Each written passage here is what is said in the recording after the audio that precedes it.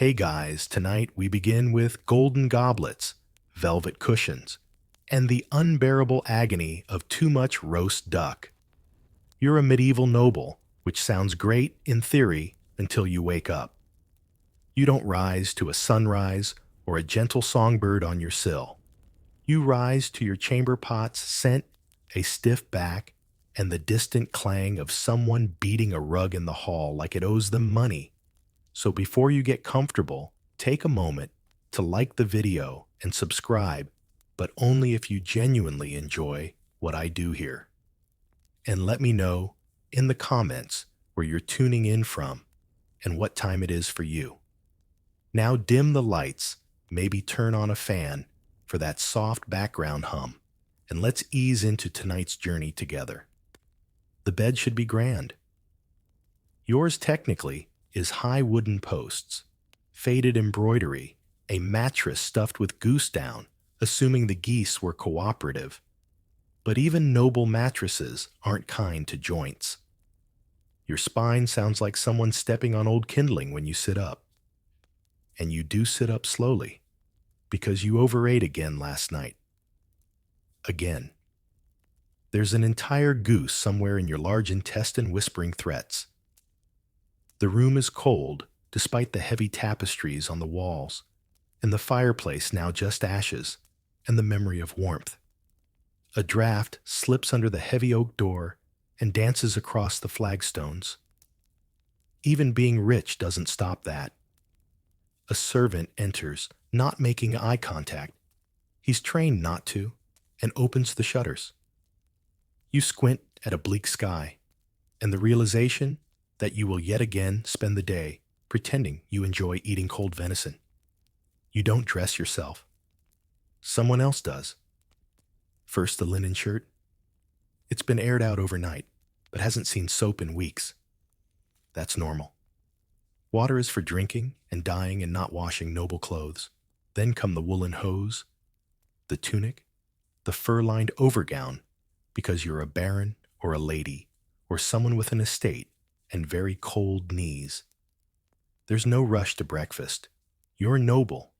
That means you'll eat late, closer to brunch, if brunch came with moral decay. So you wander the great hall. It's echoey, slightly damp, and reeks of smoke-stale meat and wet dog. Why dog?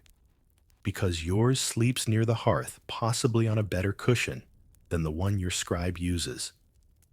You sit heavily in a carved chair, the kind with a back so straight it seems personally offended by your spine. The table in front of you is large, stained, and sticky in the corners from last night's feast. No one cleaned properly. Cleaning is for feast days, weddings, or when someone of real importance visits. You are important, but not that important. A servant brings you a small cup of wine. It's mid-morning. This is normal. Water is suspect. Always. You drink wine because it has at least made the journey from grape to goblet without becoming cholera. You sip and frown. It's too sour. You say nothing.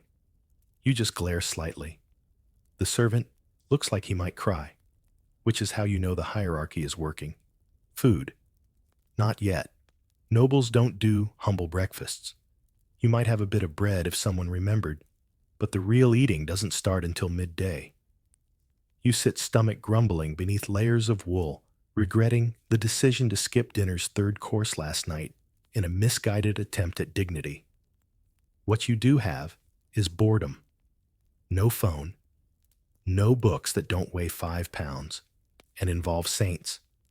You could talk to your steward about grain, but even you are tired of pretending to care about wheat. So you walk slowly out to the courtyard, where it's muddy, always muddy. And there's a stable hand chasing a chicken that's clearly winning. You contemplate a hunt, not because you want to, but because it gives you an excuse to wear leather and yell. That or falconry. Nothing says nobility like tying a bird to your glove and pretending it likes you. But it's cold, and your gout is acting up again. Yes, you have gout. All nobles do. It's the price of cheese meat and pretending vegetables are for the help.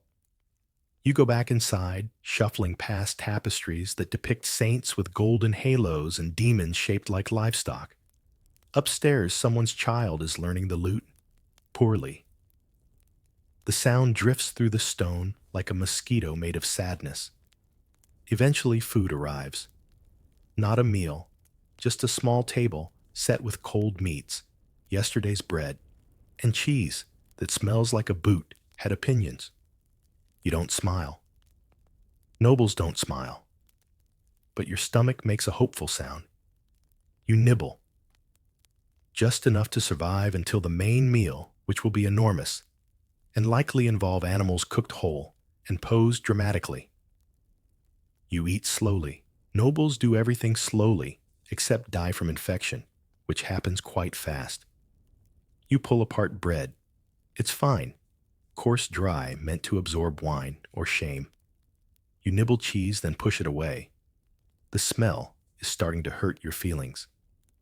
A servant offers a piece of fruit, an imported pear. You hesitate. Fruit is expensive foreign and potentially poisonous if picked too early. You bite. It's mealy. Of course it is.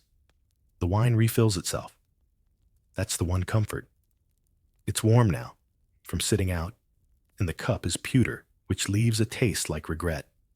Still better than water. You call for your physician. He enters with a pouch of herbs and bad news. Your humors are misaligned again. Probably too much black bile, or too much red meat, or not enough respect for planetary alignment. He prescribes a broth made of boiled turnips, crushed pearl, and maybe a leech or two. You nod solemnly. You will not drink it. Eventually you retire. Not to bed yet, but to the solar. That's the warmest room, assuming the sun is working today. It's still cold. You drape yourself across a cushion and stare out a small window as the wind rattles shutters that haven't closed properly since your grandfather's era. Someone coughs downstairs. It's wet thick and somehow ominous. You sip more wine. If it's plague, you'll be gone before dinner. That might be a mercy.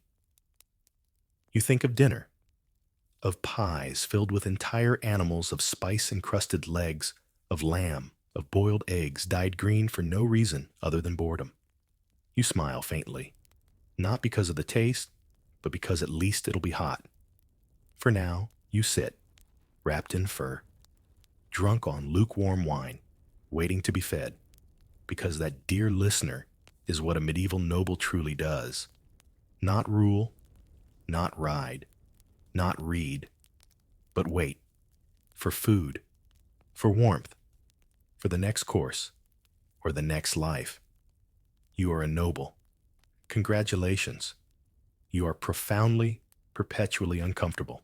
The servants are bustling now, their soft footfalls echoing across the flagstone floors like whispers of guilt. Somewhere in the depths of the manor, iron cauldrons clatter. Someone is stoking the hearth with half-frozen fingers. And there's the faint, unmistakable sound of a chicken being very upset about something.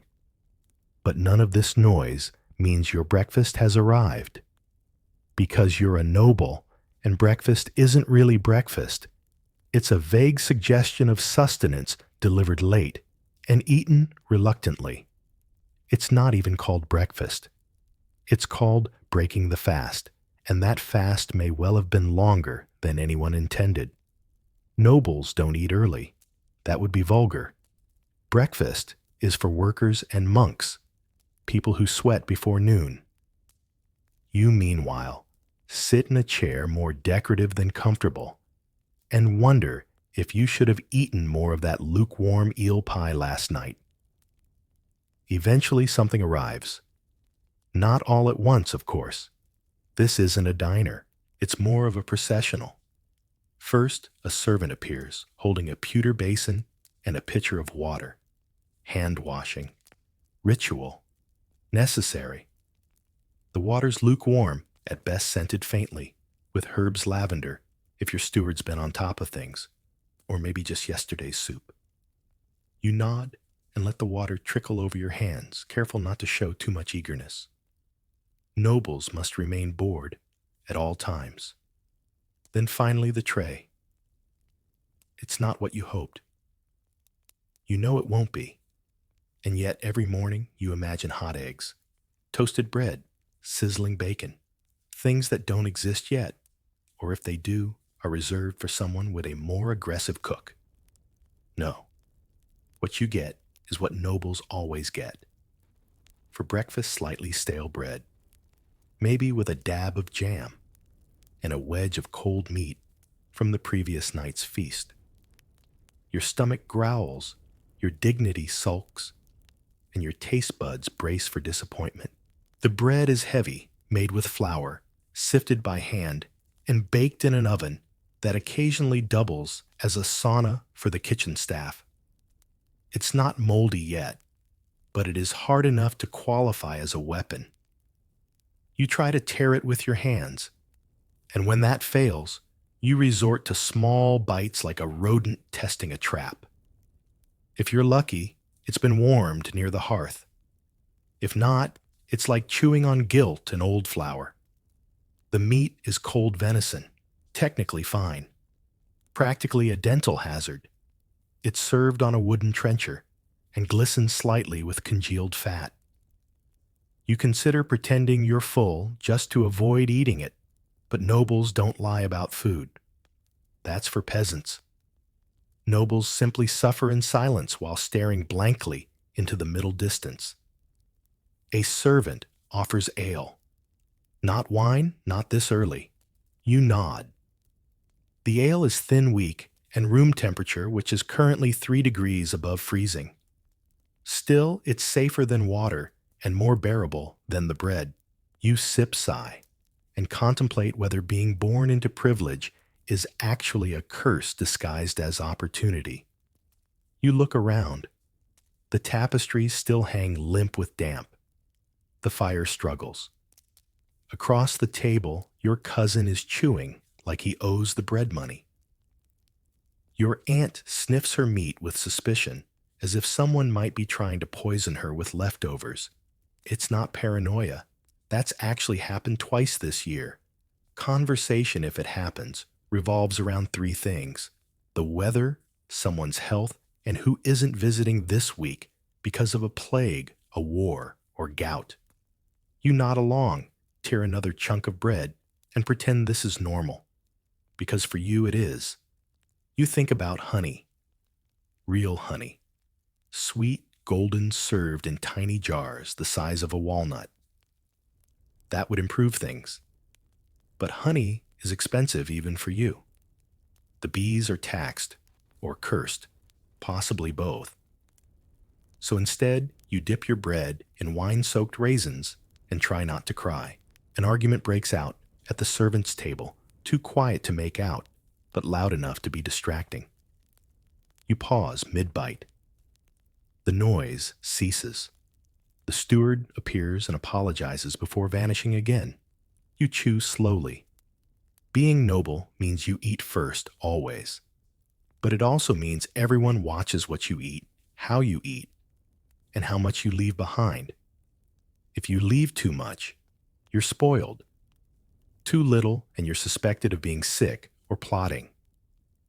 Nobles don't diet. They fast for religious reasons or because they can't digest another meal of turnip stew and regret.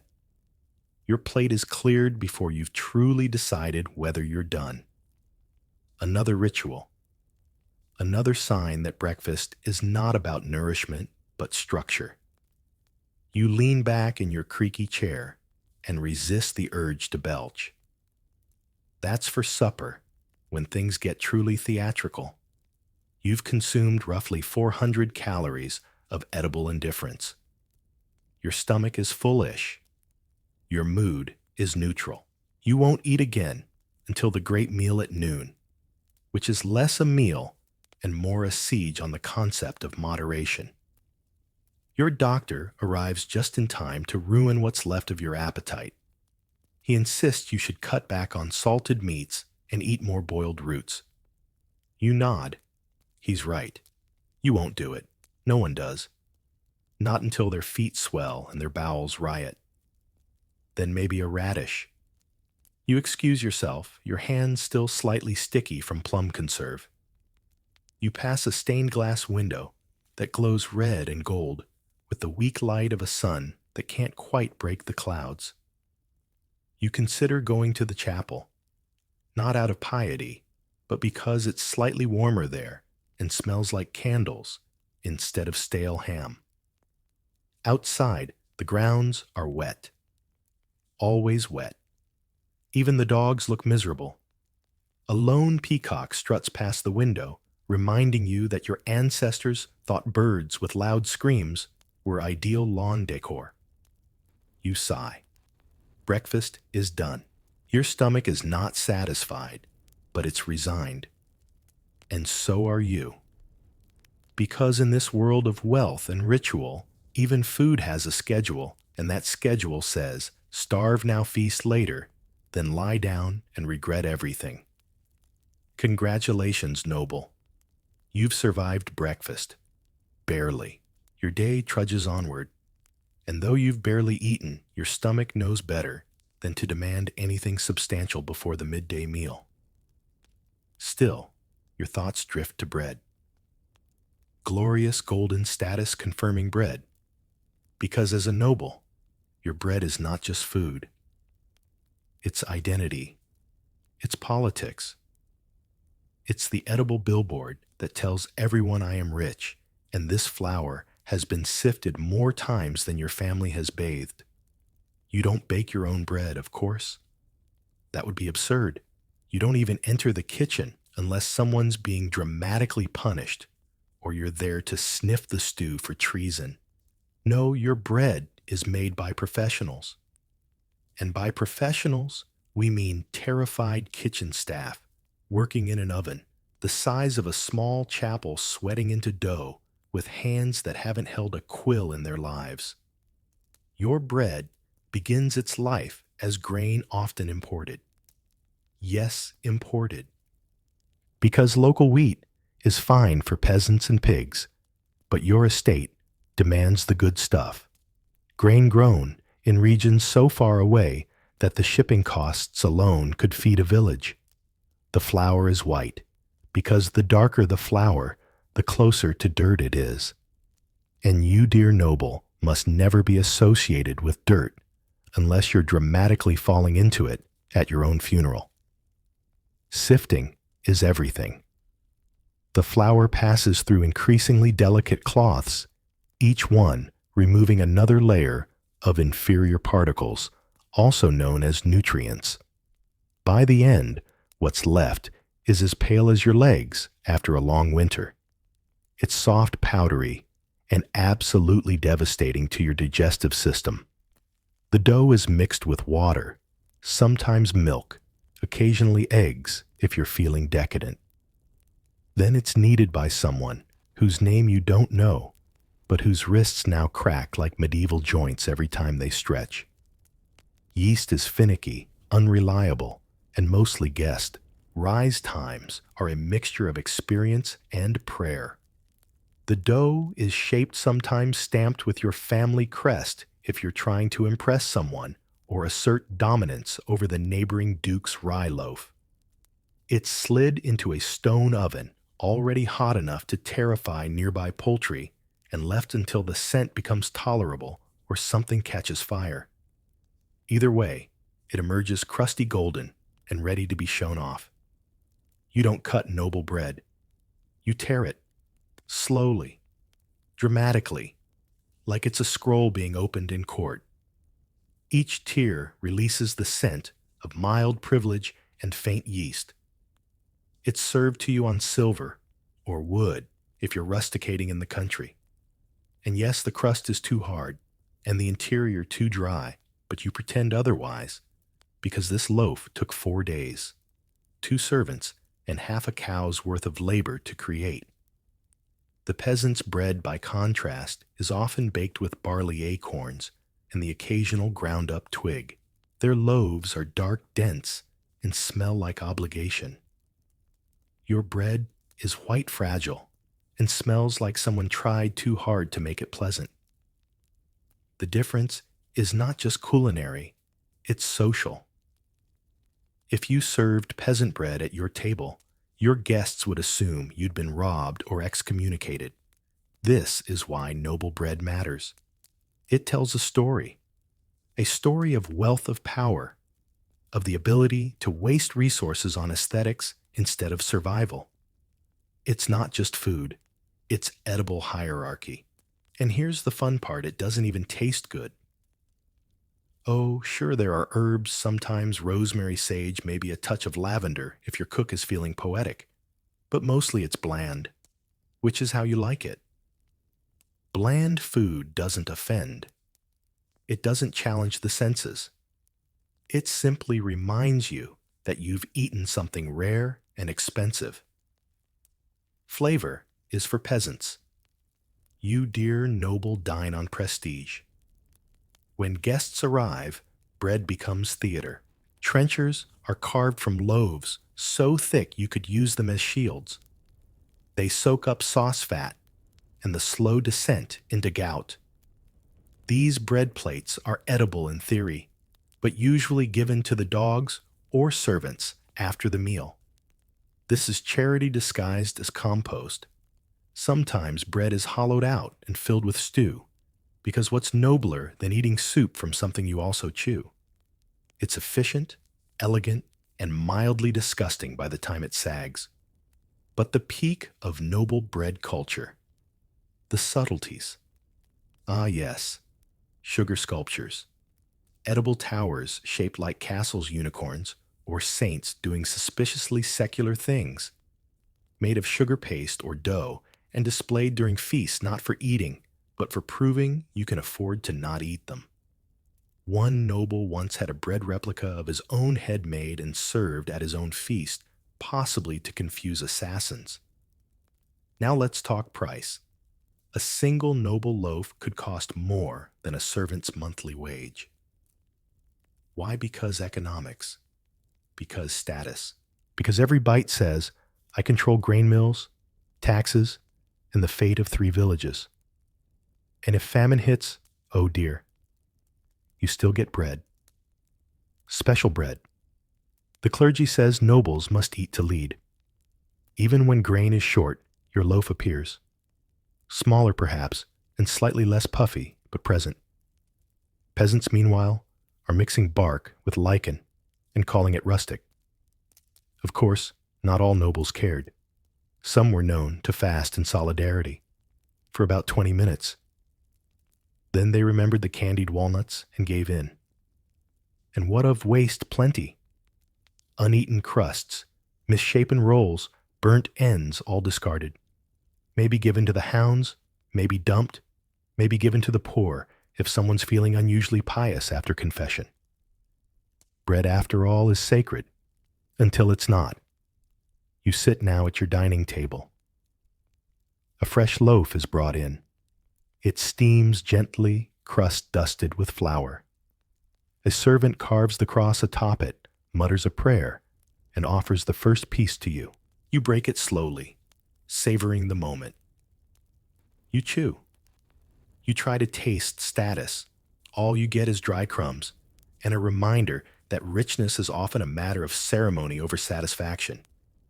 You nod, feigning delight. The servant beams because if you're happy, they eat tonight. You consider asking for jam. But no, not now. That's for feast day.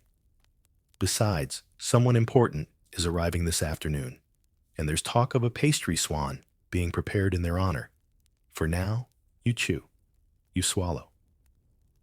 You glance out the window at a field of barley and peasants hunched over like punctuation marks. You are full. You are tired. You are noble. And your bread is ridiculous. You don't drink water. No one in your circle drinks water. Water is for fish laundry and people who die young, You're a medieval noble, which means your goblet yes. Goblet never cup is rarely without a generous splash of wine, even when the rooster's still coughing into its feathers outside. Wine is life. Wine is medicine. Wine is the accessory that says, I outrank your thirst. It's early still, but your goblet is already half full, or half empty, depending on how much you remember from last night. You swirl it. Red, thin, slightly sour. Perfect. That's how you know it's real. Sweet wine is for soft palates.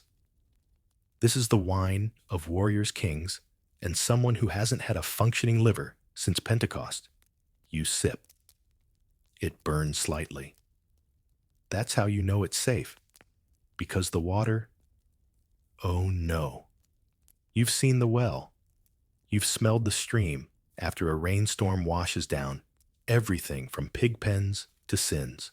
The water looks innocent until it starts whispering intestinal curses by nightfall. That's why everyone drinks wine, even children, especially children. A good vintage won't give you worms. A bad vintage might, but at least it tastes like you tried. Your steward insists this morning's bottle came from Gascony. You nod, as if that means something. Truth is, you couldn't tell Gascony from the puddle behind the chapel. But nodding shows authority, and authority makes the wine taste more expensive. It arrived in a barrel, with wax seals, Latin inscriptions, and a level of ceremony that makes Mass look lazy. The wine is thinned slightly with water, ironically. It's safer that way. Not because the wine is dangerous, but because pure wine first thing in the morning tends to lead to impromptu swordplay by lunch. Even diluted, it still does the job. Warms the belly. Loosens the tongue. Distracts you from the fact that the venison tasted vaguely of mildew and last Thursday's duck. You glance around the hall. Others are drinking too. Your cousin, who hasn't blinked since sunrise. Your aunt, who claims it helps her digestion, but has been drunk since Advent. Even the steward has that faint flush that says he's had 2 sips too many and might start weeping about harvest yields again. Wine accompanies everything: breakfast, prayers, hunting, diplomacy, weddings, funerals, exorcisms. There is no event wine cannot improve, or at least blur. You've even seen bishops sip it between curses. And who can blame them? Christ may have turned water into wine, but even he probably wouldn't drink from your estate's well. The vintners take pride in their work, at least the ones you haven't found yet. They stomp grapes with feet that are hopefully clean fermented in barrels that haven't housed eels recently, and bottle it with wax prayers and a faint hope of payment. Some wines sparkle. Others hiss. A few actively resist being poured. That's normal. And the colors: red, like dried blood. White, like regret. Rose, like someone spilled both and called it art. You pretend to have preferences. You don't. You like what's strong, what's smooth, and what helps you forget your marriage contract was signed before you had teeth. There's etiquette, of course. You hold your goblet by the stem, not the bowl. You sip, not gulp. You nod approvingly after the first taste, even if it tastes like someone fermented turnips in a boot. Because this isn't about taste. It's about optics. Guests watch your pour. Servants memorize your drinking pace. Your physician pretends to take notes for health reasons, but really he's waiting to see if you'll need a leeching by dinner. Some days, you drink for pleasure. Most days, you drink for distraction. From boredom, from politics, from that itching feeling that someone is poisoning you just slowly enough that it still counts as manners. And yes, that happens. Wine is a perfect delivery system. Mask a bitter taste with a honeyed rim. Add herbs. Add venom. Add regret. That's why your taster drinks first, You glance at him now. He looks pale. Or maybe that's just the lighting. You wait 5 minutes. He doesn't drop. You sip. Guilt comes after the second cup. Always the second. You remember things, a failed treaty, a dead falcon, something you said to a monk last week that involved the phrase celibacy is a suggestion. You sigh and pour another. It's noon now. The table is being set for the main meal. Your goblet is refilled automatically. You drink before the first platter arrives. This isn't indulgence. It's routine. Your ancestors did it. You'll do it. Your portrait will show you holding a chalice, not a child. That's noble legacy. You recall the vineyards your family owns, plots of land too rocky for wheat, but perfect for grapes. You've never been there. That's for tenants. You don't pluck. You don't crush. You simply consume. That's how the world works. Every once in a while, someone brings a new vintage, unlabeled, mysterious. A gift from a minor baron in the north, they say. You nod sip and wonder how many minor barons you've offended recently. The answer is always more than you'd like. You finish the goblet. A fourth, fifth. Hard to say.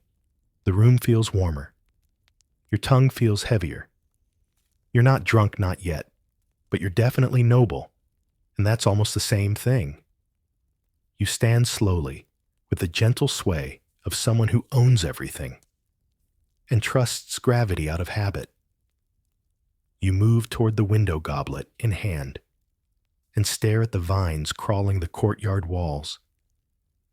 The wine has dulled the edges of the morning. The guilt is still there, like a soft blanket soaked in vinegar, but it's manageable now. You'll pray tonight, or tomorrow, or before the feast day. Maybe, probably. For now, there's more wine. Of course there is.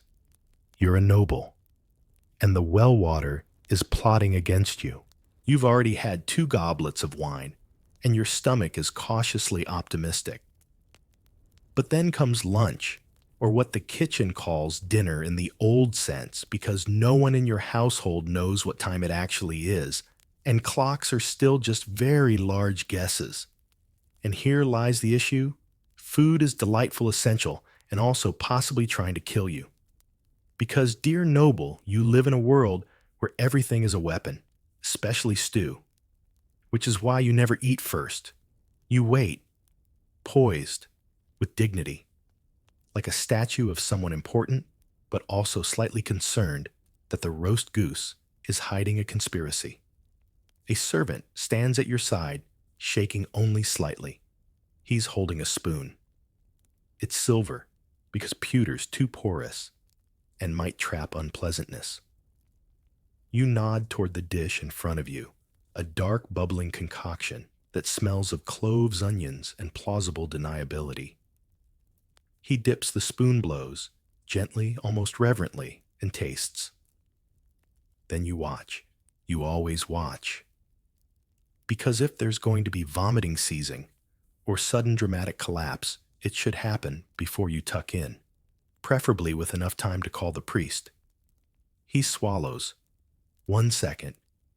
2. Still standing. You wait a little longer, just in case the poison was subtle, or someone switched out the parsley garnish with deadly nightshade again. It happens. Nobles are hard to love and easy to assassinate. Still nothing. You nod. The dish is declared safe this time. This routine is called assay, a ceremonial act, a performance of both power and paranoia. The person tasting your food is called a food taster, or if you're being generous, a living sacrifice with a good attitude. Their job is simple. Eat what you might eat, then wait to see if the angel of death taps them first. Some tasters are assigned. Some are volunteers. Some are promoted from scullery duties after too many accidents involving other candidates. A few genuinely enjoy the work, which is disturbing but convenient. You once had a taster named Jeff who claimed he could sense poison. He lasted 3 months before sensing it too late. Rest in peace, Jeff. The swan pie was not the problem. Of course, poisoning isn't common. It's just common enough. A jealous cousin, a disgruntled cook, a rival family with a taste for dramatic flair. That one monk you humiliated in court last Lent. Motivation isn't hard to find. And poison. Well, that's an art form. The tools are everywhere. Herbs that slow your heart, berries that close your throat, mushrooms that feel like a rave in your liver. Not to mention arsenic the noble's glitter. Tasteless, slow, elegant. You wouldn't even feel it at first. Just a little stomach ache, then a headache. Then you fall over dramatically at a feast and make history. Which is why meals are choreographed like war. There's a sequence: first the taster, then the steward, then you, never the other way around. Servants serve from the left, remove from the right, and never make eye contact unless you speak first.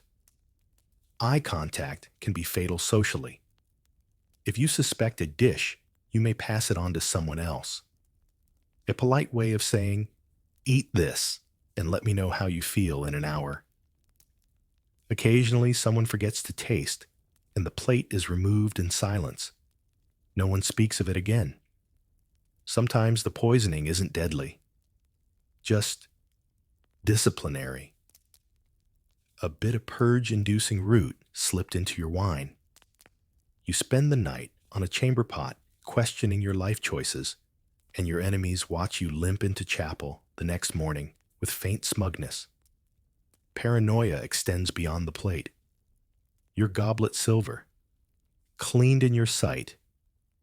Your cutlery, polished until your reflection can judge you.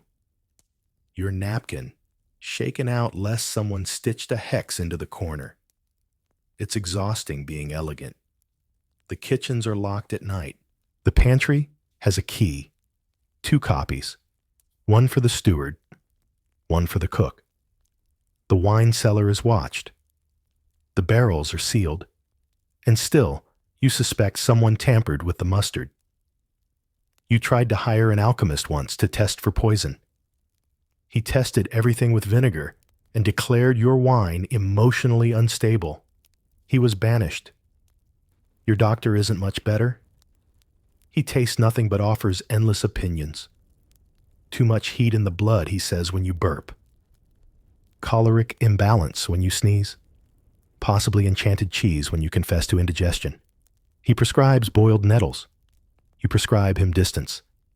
Sometimes, just to test loyalty, you pretend to suspect a dish. You pause. You sniff. You raise an eyebrow. The room tenses. The taster goes pale. The cook appears. Explanations are stammered. Ingredients listed.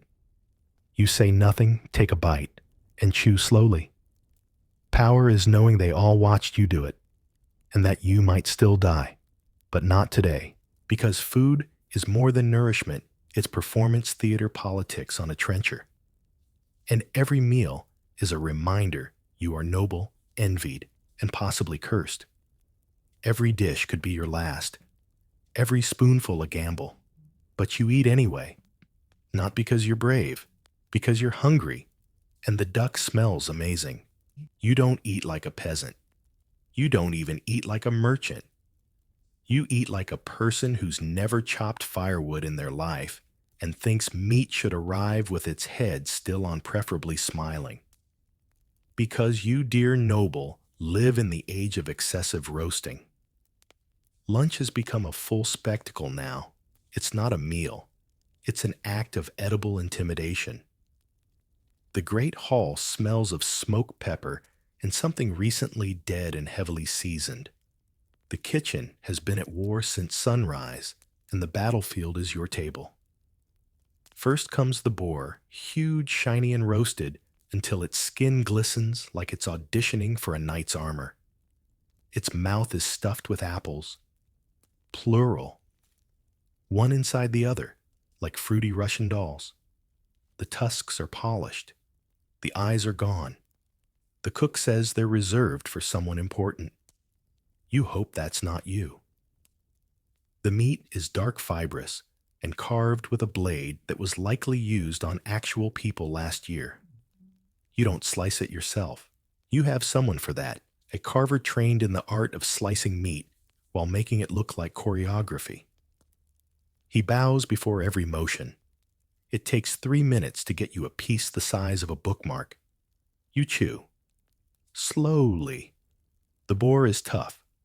Always is. It's more about the idea of boar than the flavor. You chew, nod politely, and wish for mustard. But it's gone.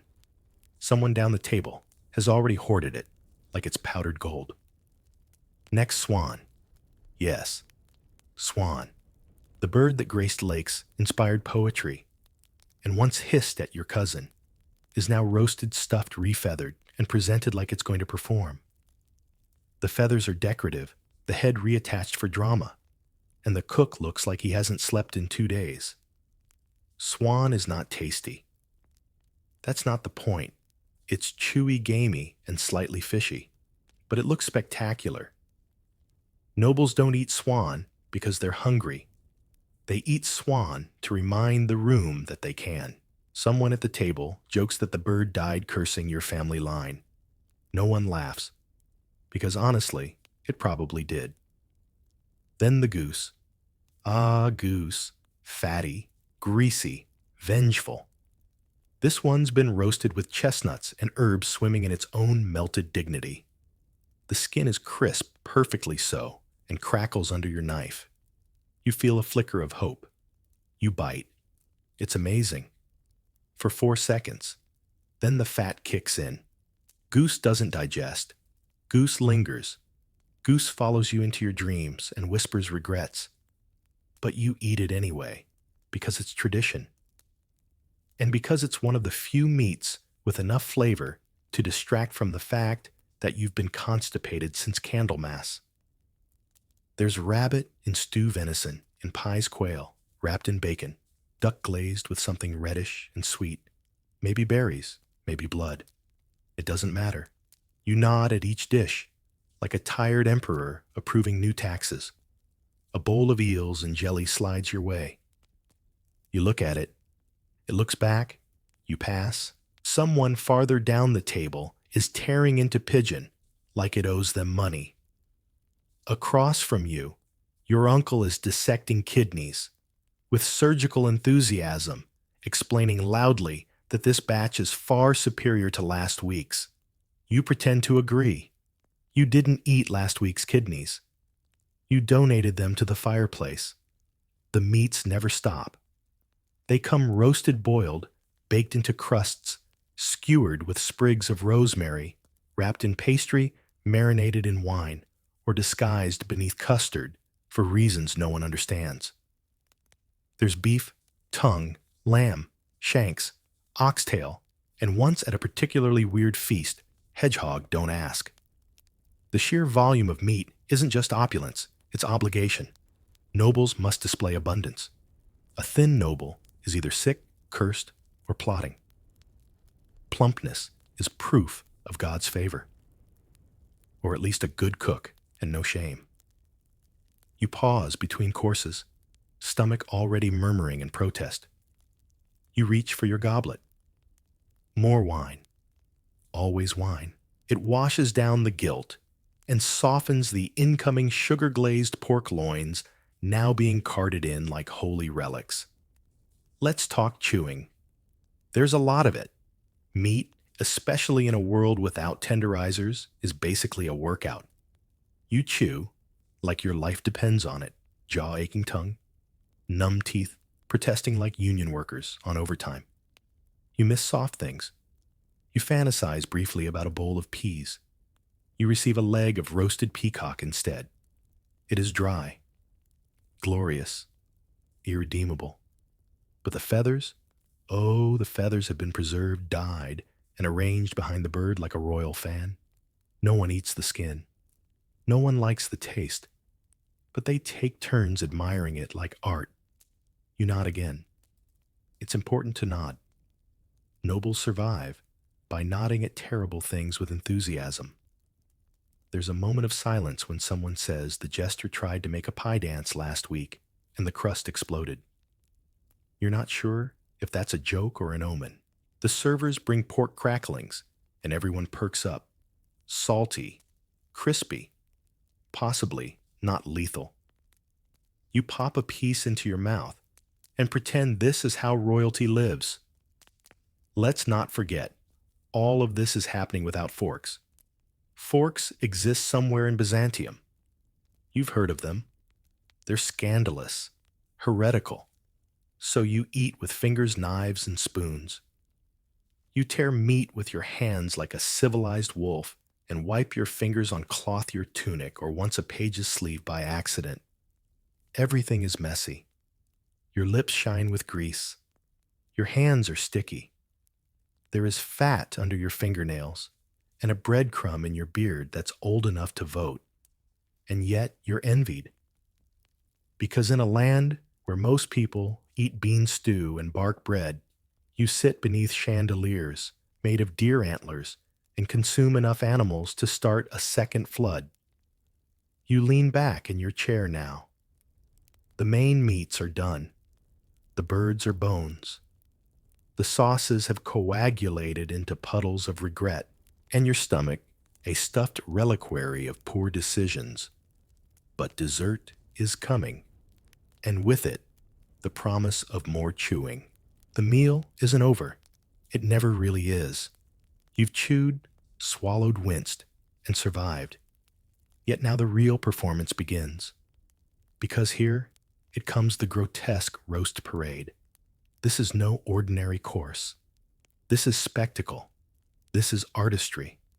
This is your cook's twisted attempt at Renaissance theater using liver skewers and melted lard. And it happens every time someone important visits, which today means you, your cousin, with gout, and the bishop, who may or may not be fasting. The hall goes quiet. Candles flicker. A door creaks. Enter the boar's head on a platter the size of a small boat. Its eyes are glassy, its snout stuffed with rosemary, its mouth open in a frozen squeal. It's not just presented, it's sung to. A servant in tights and panic belts out a Latin hymn as the head is carried around the table like a saint's relic.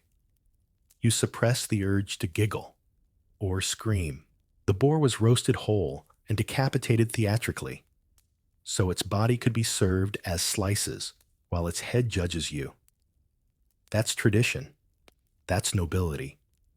Next, the cockatrice. No, not the mythical creature. Well, sort of. It's a turkey's body sewn to the head of a piglet, roasted painted with saffron, and posed upright with little papier-mâché wings glued to its sides. You stare at it. It stares back. You both feel shame. But you clap anyway because this took 3 kitchen boys and half a bottle of brandy to assemble. Then the pastry stag. It's made of dough stuffed with minced venison, and its antlers are gilded with real gold leaf. When cut, hot spiced wine pours from the center like blood. It's meant to be dramatic. It is. You watch as your neighbor recoils. The cook beams. You sip wine. Now comes the entrail section. This is where the dishes get creative. A pie filled with stuffed intestines arranged in spirals like medieval plumbing. Sausages bursting from the seams with awful herbs and speculation. One dish features liver mousse shaped like a castle.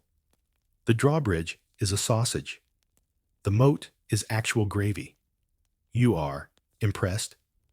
You are also beginning to sweat. Then the pièce de résistance, the live pie. Not live in flavor, literally live. A pastry dome is brought in golden and glowing set atop a cart that has seen too much. The steward taps it with a silver knife, and it shakes slightly. There is movement inside. Someone whispers a prayer. The crust is cut, and out fly doves. Actual birds, flapping, confused. probably traumatized. They flap around the hall, knocking into candlesticks and noble hats. One lands in your wine. Another perches on the bishop's head. He takes it as a blessing. You take it as a cry for help. No one eats the pie. It's mostly hollow and mildly scorched. That's not the point. The point is surprise. The point is, you had no idea pastry could do this. The point is, look what our cook has done now. There's applause. Always applause. Whether the food flies, bleeds, or collapses under its own ambition, the noble thing to do is clap, politely, not approvingly, and pretend your stomach isn't planning a rebellion. Not to be outdone, someone sends in the juggler. He tosses apples, pewter spoons, and eventually a roast quail. He drops the quail. The dog catches it. You cheer for the dog. The servants now bring in a dish called ambrosia of two beasts. No one knows which two. There are feathers. There are scales. It smells faintly of nutmeg and wet regret. You eat around the edges, just enough to say you tried. Let's not forget the themed roasts. One features a piglet, posed like a knight, complete with a sugar sword, and armor made from hardened cheese. It collapses on the third course, still delicious. Another roast is painted with scenes, yes, painted. The skin is coated with egg yolk and edible dyes depicting a pastoral scene of pigs romping through meadows. You cut into it and feel strangely guilty. Desserts. They arrive costumed, a pudding, wearing a crust shaped like a bishop's mitre. A fruit tart sculpted to resemble a cathedral. It tilts slightly. Symbolic. A jelly molded like your great-grandfather's face. You don't eat it. No one eats it. But everyone nods. At this point, you are full. Not pleasantly full. Not festival full. Please roll me into the fireplace full. You loosen your belt, a small leather thing that's more decorative than useful, and lean back. Your stomach rises like a loaf in the sun. Across the table, your aunt has fallen asleep. Upright. Fork in hand. The bishop is talking about fish days. No one listens. This whole grotesque roast parade is a performance. The food is secondary. What matters is that you can afford this, that your kitchen did this, and that someone else is going to clean it up. The dogs are already circling. You lift your goblet, toast nothing in particular, and take one last bite of a custard-filled fig shaped like a duck. Because why not? You're noble. And food is no longer nourishment. It's a pageant of power wrapped in sausage casing. Vegetables, no. Not for you. Vegetables are suspicious, lowly, earthy. Things that grow in the dirt and don't bleed when you roast them. You're a noble. You eat meat bread prestige. Greens are for peasants, monks, and people on deathbeds. Still some appear at your table. Occasionally, cautiously, dressed in sauces buried under spices or cut into shapes so elaborate they forget who they are. But let's be clear, you don't eat vegetables. You endure them. Take the turnip, for instance. It shows up on your plate steamed into a bland paste, maybe with a hint of clove. You poke it. It jiggles. You glare. The servant bows as if this is a gift, not a punishment. You taste it. It tastes like sadness with a rooty afterthought. Then there's parsnip, a ghostly carrot with ideas above its station. It's been boiled, fried, mashed, pickled, even candied, and it still manages to taste like bitter memory. You chew it slowly, your teeth offering whispered apologies with every bite. Occasionally, your cook tries something bold, stuffed onions hollowed out and filled with breadcrumbs, herbs, and a daring hint of minced meat. You're confused. Is this a vegetable pretending to be noble? You eat it warily, like you're being tested. Most of your so-called vegetables are really starches in disguise. Beans, lentils, peas, but these are peasant staples. They're filling nutritious and therefore deeply suspect. You only see them if your estate is trying to impress the clergy, or if there's been a very quiet famine. Greens, actual greens, rarely arrive. Cabbage is the main exception.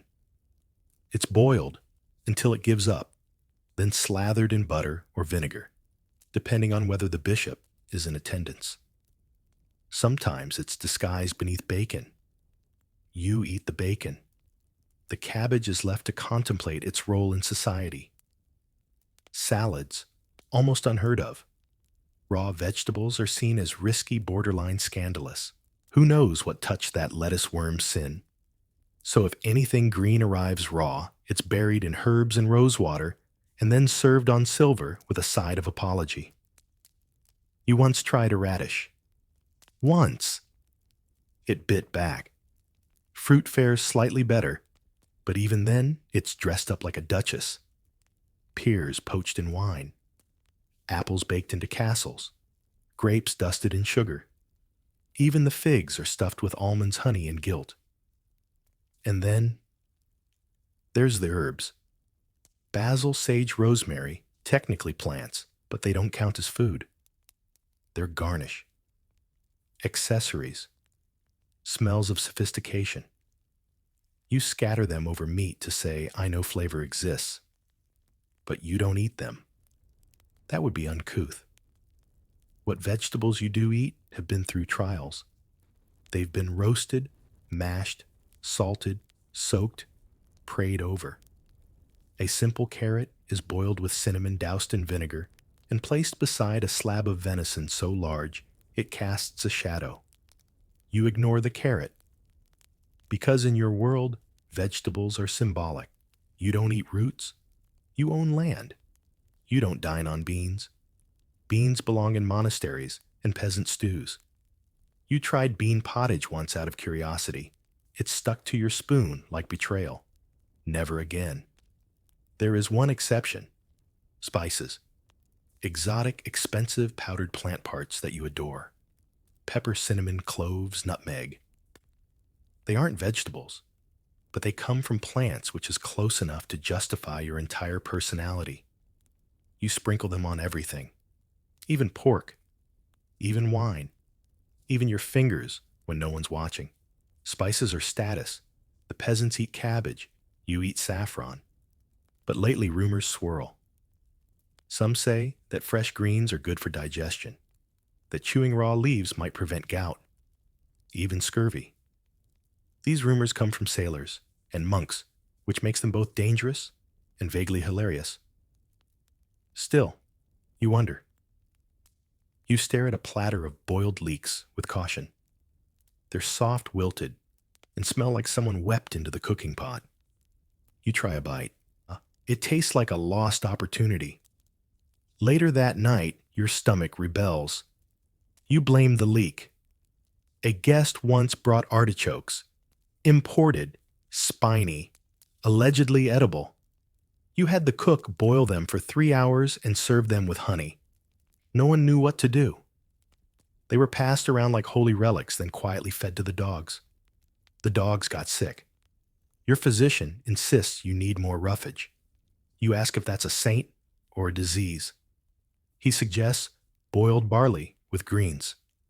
You suggest he try it first. He declines. Truth is, your ancestors survived on meat bread and occasional berries. Why change now? The vegetables haven't earned your trust? Not yet. Not while there's still pork pies and roasted apples stuffed with raisins and animal fat. You occasionally wonder what the peasants are eating. Then you remember they're surviving on cabbage soup gruel and whatever weeds haven't been taxed yet. You sip your wine, chew a fig stuffed with walnuts, and gently push the turnips to the side. Vegetables are for commoners. You noble friend eat hierarchy. Even if it gives you heartburn, you think dessert is your reward? You survived the meats, You choked down the roots. You navigated the entrails, the pastry animals, and the goose that looked at you with posthumous judgment. Now comes the sweet relief, the soft, delicate finish. The one thing that might make this whole medieval feast worth it. That's adorable. Because dessert in your world is a trap. It looks divine, golden, glossy, gently steaming or chilled in silver bowls. You're presented with trays of delicacies so delicate they could shatter under a sigh. Marzipan sculpted into tiny birds. Custards that wobble like uncertain clergy. Jelly molded into towers and beasts. It all smells like cinnamon honey and promise. But let's be clear, dessert is not comfort. Dessert is status delivered in the form of a glucose siege on your organs. You lift your spoon, pewter, polished, monogrammed. You dip into a pear, poached in wine spices, and what smells like divine intention. The fruit yields gently. You taste. It's good. It's sweet. Then it burns. That would be the cloves, or the cinnamon, or the small mountain of pepper someone dumped in for warmth. Because in the Middle Ages, sugar alone isn't enough.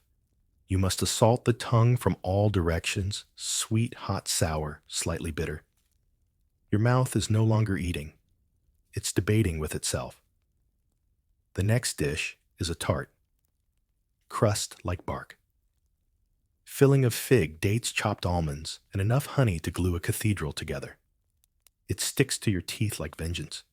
You chew slowly. Your jaw complains. A molar twitches.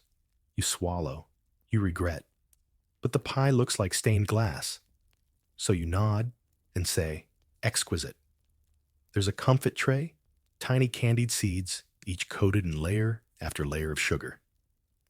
Fennel caraway anise. They crunch, they sparkle, they taste like licorice and mistakes. You eat 3. Your stomach quietly files a complaint. Then comes the marchpane marzipan, but extra. It's molded into shapes, castles, animal saints. One piece is a unicorn vomiting sugar onto a field of candied rose petals. You eat its leg. It tastes like almonds and defiance. Let's talk sugar. It's not everyday stuff. It's imported. Precious. The equivalent of powdered gold. You've seen it weighed like treasure, stored in locked boxes, handled like relics. And yet, here it is everywhere. In the custard, on the crust, glazed over the pears, even melted into syrup to drizzle over whatever poor fruit is being punished this week. You wonder how much this cost. Then you remember, you don't pay for food. You just own the people who do. Now the subtlety. Don't be fooled. It's not subtle. It's the final centerpiece of the meal dessert, sculpted into something absurd. A sugar-crusted dragon with licorice teeth. A cathedral made of layered almond cake. A boat carved from pastry filled with raisins, trailing banners dipped in syrup. No one eats it. Everyone admires it. Then servants carefully carry it away before anyone breaks it. It will be presented again, tomorrow, and again, until a rat finds it, or it melts in the spring. You sip some spiced wine, hot red, infused with herbs and citrus peel. It tastes like holidays and dental trauma. It helps the dessert go down barely. You smile as best you can while your stomach gently inflates like a bagpipe. Somewhere down the table, a noble has taken to picking the raisins out of a plum pudding and assembling them into a small sculpture of St. George. No one comments. This is considered normal behavior after dessert. Your cousin is sweating. Someone else is breathing heavily. A few nobles are discreetly loosening their belts. One is staring into the middle distance, murmuring about the jelly that moved. Your own digestive system is now a battlefront. The meats are staging a revolt. The honeyed nuts have barricaded your lower intestines. The spiced wine has chosen violence, and the tart crust, it's not leaving without a fight. You rise slowly. The room tilts. A servant appears with digestive comfits, peppermint, and anise rolled in sugar. You take three. They do nothing. Your physician is nowhere to be found. He always disappears after dessert, likely hiding in the chapel praying for your bowels. Outside, the dogs are howling, maybe at the moon, maybe at the ghost of last week's roast duck. Your stomach lurches. You regret the second slice of nut custard. You regret the third helping of honeyed apple. You especially regret challenging the bishop to a sugar almond eating contest. But you're noble. You endure. Because in this world, dessert is not delight. Dessert is excess shaped like art delivered in pain. It's Friday, which means no meat, no glorious roast boar, no swan served with performance anxiety, no pastry-filled pigeons, no goose fat dripping over trenchers like divine indulgence, just fish, because it's a fast day. And by fast, the church doesn't mean don't eat. It means eat differently.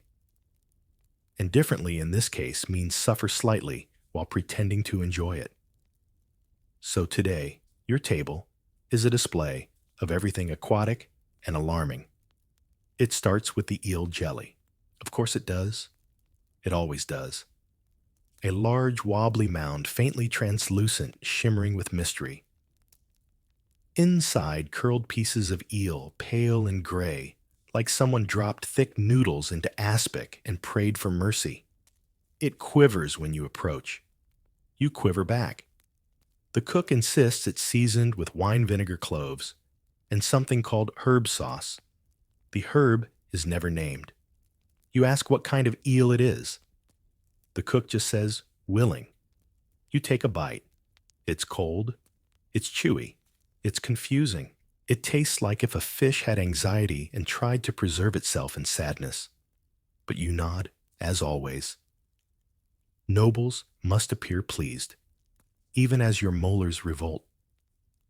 Next comes salt cod, dried until it could break a window, then soaked, pounded, boiled, and soaked again until it's vaguely edible. The texture is somewhere between wool sweater and thick parchment. It's served with mustard, or horseradish, or hope. Pike is next, a river fish, bony, aggressive, and just vengeful enough to still be fighting back from the plate. The cook presents it whole, with a lemon carved into a flower in its mouth like an apology for being born. You eat around the bones. You find more bones. You give up. Then someone brings fish pie. It smells promising. Golden crust, warm steam, nice shape. But inside a murky blend of chopped herring, minced perch mystery sauce, and is that raisin? Of course it is. Medieval cooks put raisins in everything. Because what's better than salty fish? Sweet raisins. You chew and pretend your taste buds haven't filed a formal complaint. You look down the table. Everyone is pretending. Your uncle picks at a trout like it insulted his lineage. The bishop sips fish broth from a goblet and makes the sign of the cross. Your cousin pokes a jellyfish salad and mutters something about eternal penance. Because this isn't just about food, it's religion. Meat is flesh. Flesh is indulgence. Indulgence leads to sin. So the church says you must abstain not just on Fridays, but on Wednesdays, Saturdays, and most of Lent Advent, and any feast day that starts with saint and ends with martyrdom. So you eat fish. Or rather, you survive fish. But don't be fooled, this isn't healthy. It's still noble food. So it's rich just in a different direction. Salmon in almond milk, mussels in wine, anchovies with pickled plums, carp in rose petal syrup. Nothing is simple. Nothing is fresh. Everything is sauced until you can't tell whether you're eating herring or a confession. Then comes the whale blubber. Yes, whale. It's technically fish according to several bishops and one very convenient papal ruling. So it appears occasionally when someone really wants to show off. It's oily, dense, slightly gelatinous, and smells like an apology from the ocean. You take a bite, instantly regret it, and wash it down with fish wine, a spiced white blend served warm, meant to cleanse the palate. It does not. It adds a new layer of confusion. Of course, not all fish dishes are bad. There's the occasional trout with herbs, or crab and garlic, or fried smelts so tiny you don't have to think about their feelings. But these are rare, reserved for good days, good cooks, or when the kitchen runs out of jelly. And even when the fish is decent, it's still a reminder. You're not eating meat. You're being holy. You're observing. You're purifying. You're counting the hours until sunset, when technically the fast ends and the feast can resume. You dream of mutton. You long for beef. You fantasize about pork in ways that might warrant confession. But for now, it's eel. Cold. Jelly. Still quivering. The servant refills your plate. You don't stop him. You nod. You eat. Because you're noble. And obedience like fish goes down better with sauce. You sit at the high table, sipping your wine, dabbing grease from your chin with a monogrammed cloth, and occasionally pretending to taste the turnips. Life feels oddly civilized. But not far from you, just beyond the corridor, past the dog sleeping under the tapestry of St. Hubert, is a place so chaotic, so brutal, so utterly lacking in grace, it might as well be a battlefield lit by fire. That place is your kitchen. You've never spent more than 10 seconds in it. Nobles don't go to kitchens. They emerge from kitchens. Dishes appear. Smells waft. People bow. Food happens. But behind the illusion of roast goose and sugared almond towers lies a furnace of screams and animal screams slightly louder than human ones. Let's step inside. Careful, the door opens inward, and someone's probably carrying a cauldron the size of your ego. Heat smacks your face first. Not gentle warmth. Hell. Multiple roaring hearths constantly fed with logs, bellows, and the tears of junior scullions. Flames dance under spits long enough to roast whole animals. There are no chimneys, just narrow flues, and the occasional vent hole that sometimes works.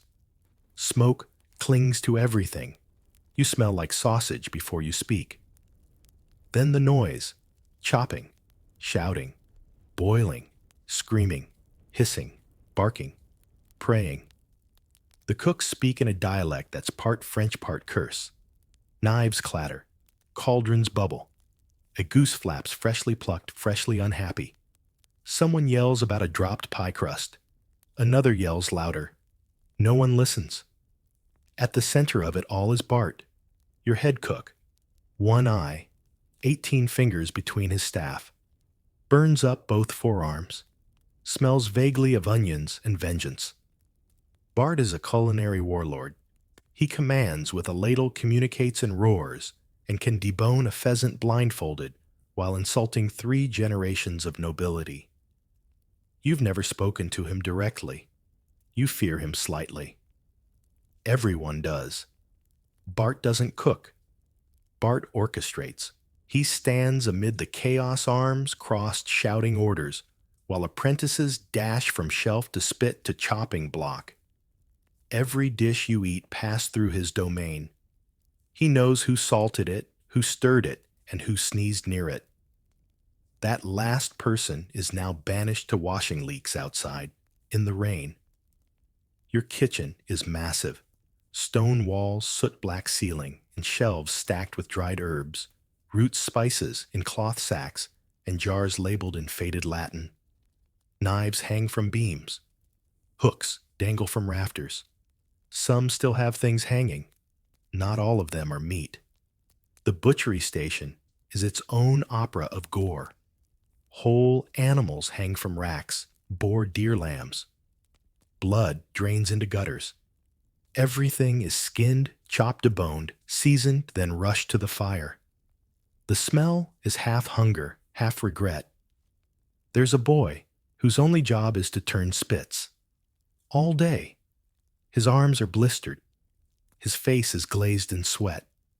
But he turns that boar with the precision of a knight polishing armor. His reward, possibly a scrap of skin, possibly nothing. Scullions scrub pots the size of bathtubs. They use sand boiling water and cries for mercy. Their hands are raw. Their backs are bent.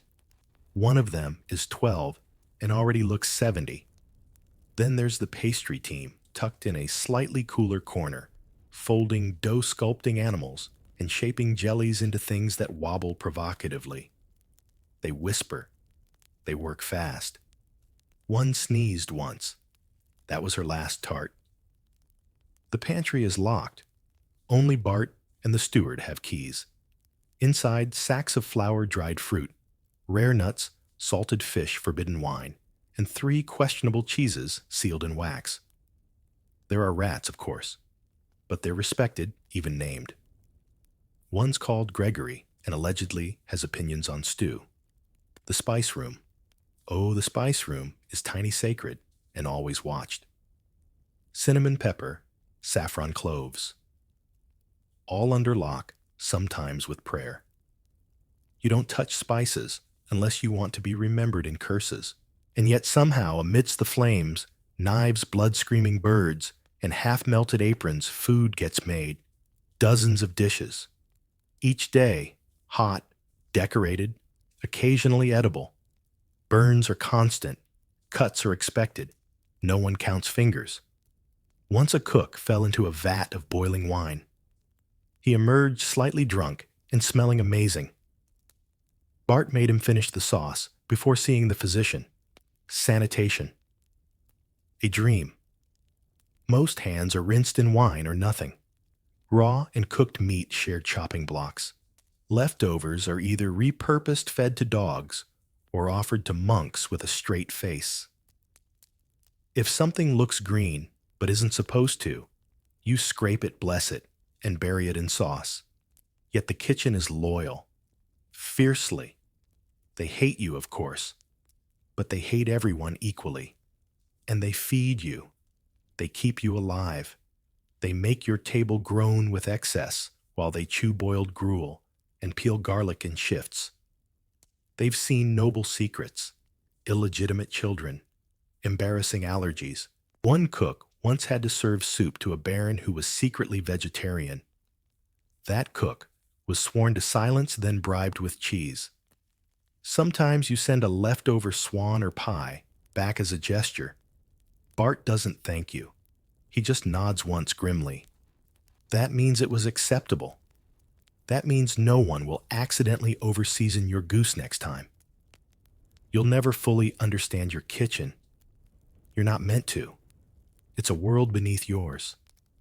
Hotter, bloodier, hungrier, and full of people who know how you like your eggs. People with knives. So maybe smile a little more when the soup arrives late. You never know what Bart might decide tastes extra smoky tomorrow. It's not just a dinner. It's a banquet. That word alone should terrify you. It means 4 hours of forced cheer strategic chewing, tightly belted layers of wool and velvet, and exactly 1 bathroom break if you're lucky. It means ceremonial bites of food you didn't ask for, presented by people you don't like, applauded by people who don't like you. And it starts on time, whether you're ready or not. Your chair is more a throne than a seat high-backed, carved, and utterly unforgiving to the human spine. You sit flanked by relatives, enemies, and that one troubadour who keeps rhyming things with quince. The hall is lit with torches. The air is thick with anticipation and roasted pigeon. The first course arrives. You smile.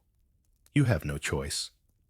pigeon stuffed with breadcrumbs, herbs, dried fruit, maybe chestnuts, possibly regret.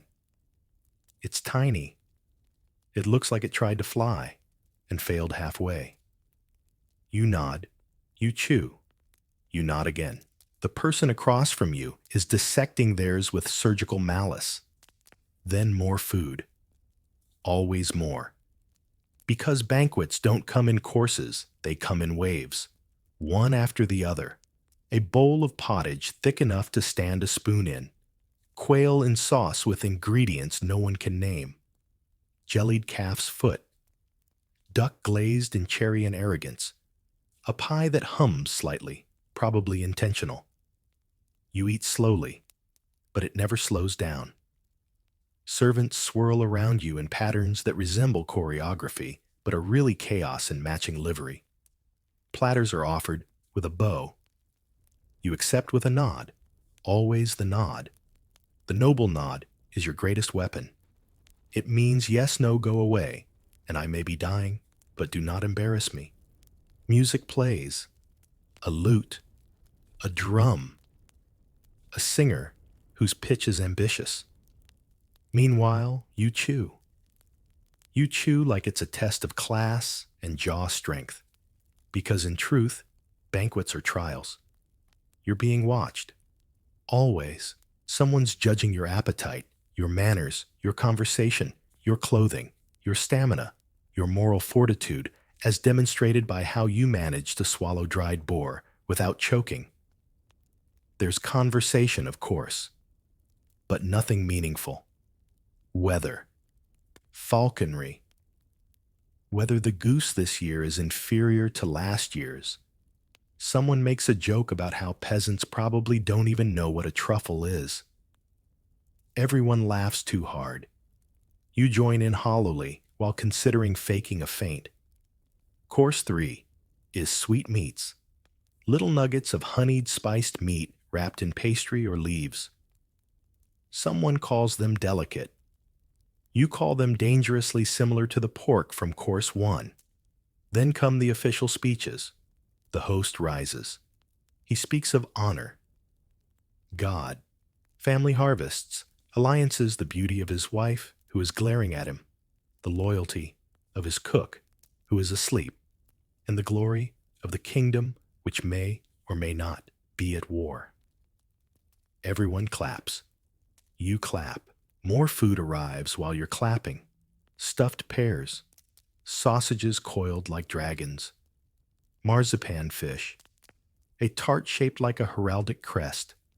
All art, all edible, all now your responsibility. Your belly groans, your boots feel tighter. The belt pressing against your midsection is now your enemy. It was decorative. Now it's a medieval tourniquet. You glance at the other nobles. Some are sweating. Some are loosening buttons. One has unbuckled completely and pretends it's a religious statement. You admire him deeply. There's a pause between courses, but only for a juggling act. A jester in bells tosses knives and insults. He calls you Sargassi based on your visible discomfort. Everyone laughs. You do too. Nobly. Nobly and in pain. Next dessert, which you know by now is not relief. It's just more chewing in sweeter costumes. You smile at the sugar dragon. You pretend not to fear the tart shaped like a swan. You eat half of a rose-flavored pudding that might actually be soap. And then finally, mercifully, the final toast. The host rises again. He thanks everyone for surviving the feast. There is wine. There is applause. There is visible relief. Nobles lean back in chairs with the weariness of generals after battle. Then come the digestives, comfits, fruit and syrup, small candied items, to distract you from the fact that you can't bend at the waist anymore. You take one. You pretend it helps. And then you rise, slowly, like a full cathedral trying not to tip over. You bow. You smile. You shuffle. Because a noble banquet is not just food, it's duty. It's pageantry. It's an edible ordeal dressed in lace and stuffed into a sugar crust. And if you survive it, you still have to attend another one next week. You take your seat at the table. The feast begins. The food is excessive. The wine flows freely, and the nobles are dressed like walking altarpieces. Now comes the part where you must be graceful. But what is table manners in your world? Is it the dainty use of a napkin, the careful way one holds a spoon, the discreet dab of sauce from one's chin? No, not even close.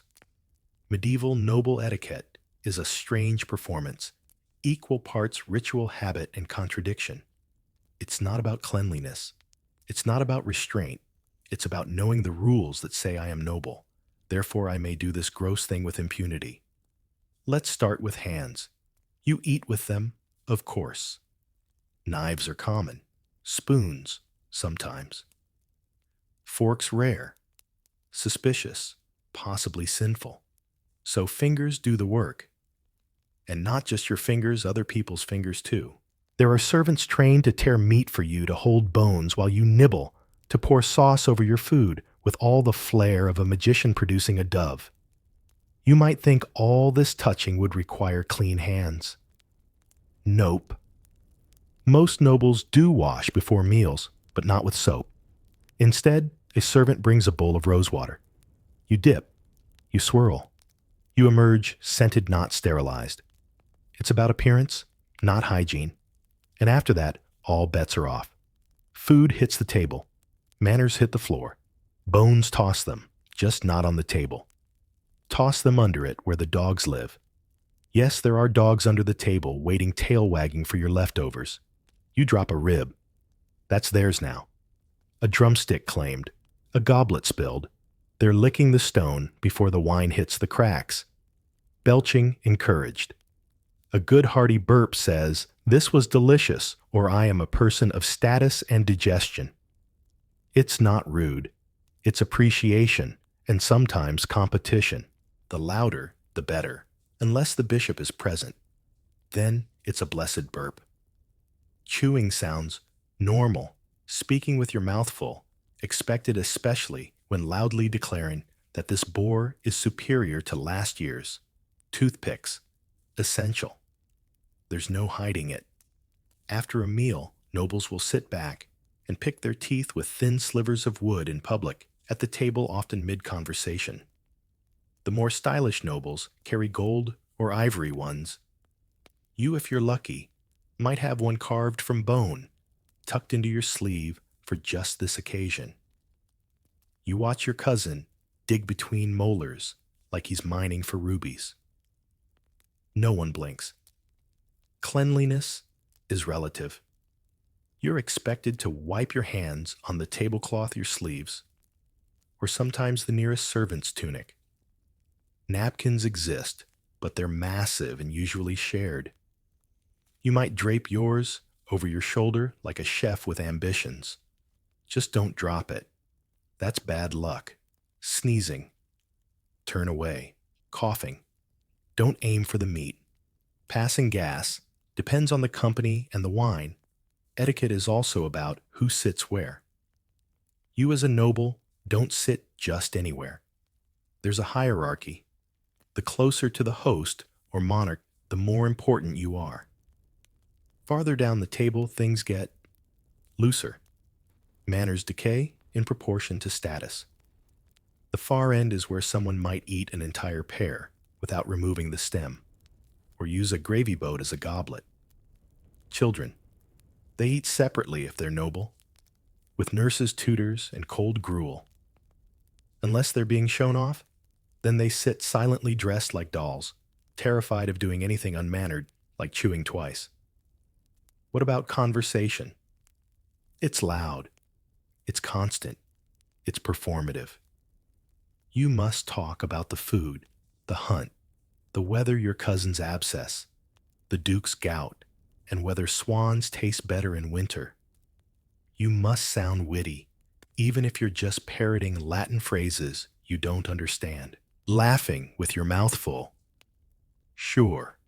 singing a toast in the middle of someone else's prayer. Depends on the tune.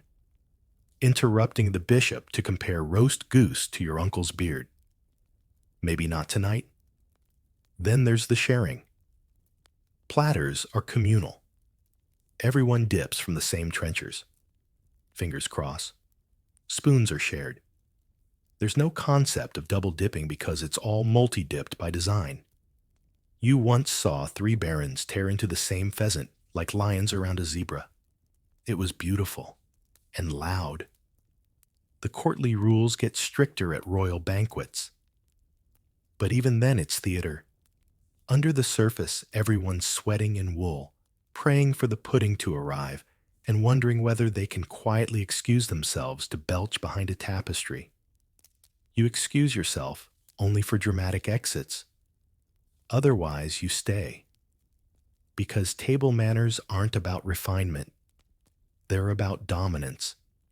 Knowing when to speak, when to burp, when to drop a chicken bone and not break eye contact. This is your arena. This is your art form. And if someone complains you're being too loud, too messy, or too flamboyant, you just say, "I'm noble," and pick your teeth while maintaining eye contact. You're seated at the table, draped in fine velvet, sipping wine, chewing on roast pigeon, and wondering if you can ignore the next course. But there's one thing you can never ignore. They're always watching. Let's talk about the audience. Peasants linger just beyond the banqueting hall's windows. Outside, they peer in at the flickering torchlight, lean on wooden rails, and wonder when the last bones will be thrown. Sometimes the host orders scraps tossed their way, literal leftovers. This is charity meets spectacle. You pretend not to care because nobles don't acknowledge the hungry. You tuck in tighter. Inside, dogs lie under your feet waiting, not for your crumbs, but for your indiscretions. A dropped goblet, a careless bone, a spatter of sauce. They live for it. You can feel them breathing just behind your kneecap. Beware of turning your ankle. If you trip, that hound will eat better than you tonight. Guests across from you observe more carefully. They note how much you chew, how you hold your goblet, and whether you used your fingers or forked the crime of the century.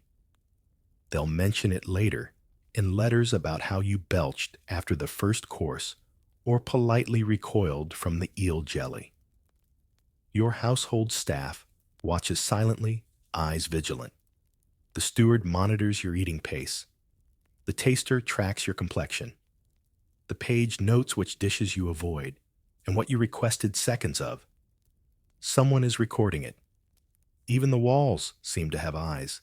Banners embroidered with your family crest whisper status as you crunch bones near them. Every plate, every gesture is part of a silent ledger of power. Here's how it breaks down. Peasants physically outside, socially invisible, yet very present. Their faces glow in torchlight. They judge you not with words, but with hunger and resentment. Guess your equals, your rivals, or both. They critique not your meal, but you. Was that a full slice of sweet tart? Are you holding back to appear modest? Is that wine pour deliberate staff they serve?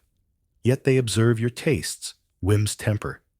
One wrong look, one raised eyebrow, and the cook will know you want more pepper, less salt, or to hide something. Family, siblings, and cousins compete for favor.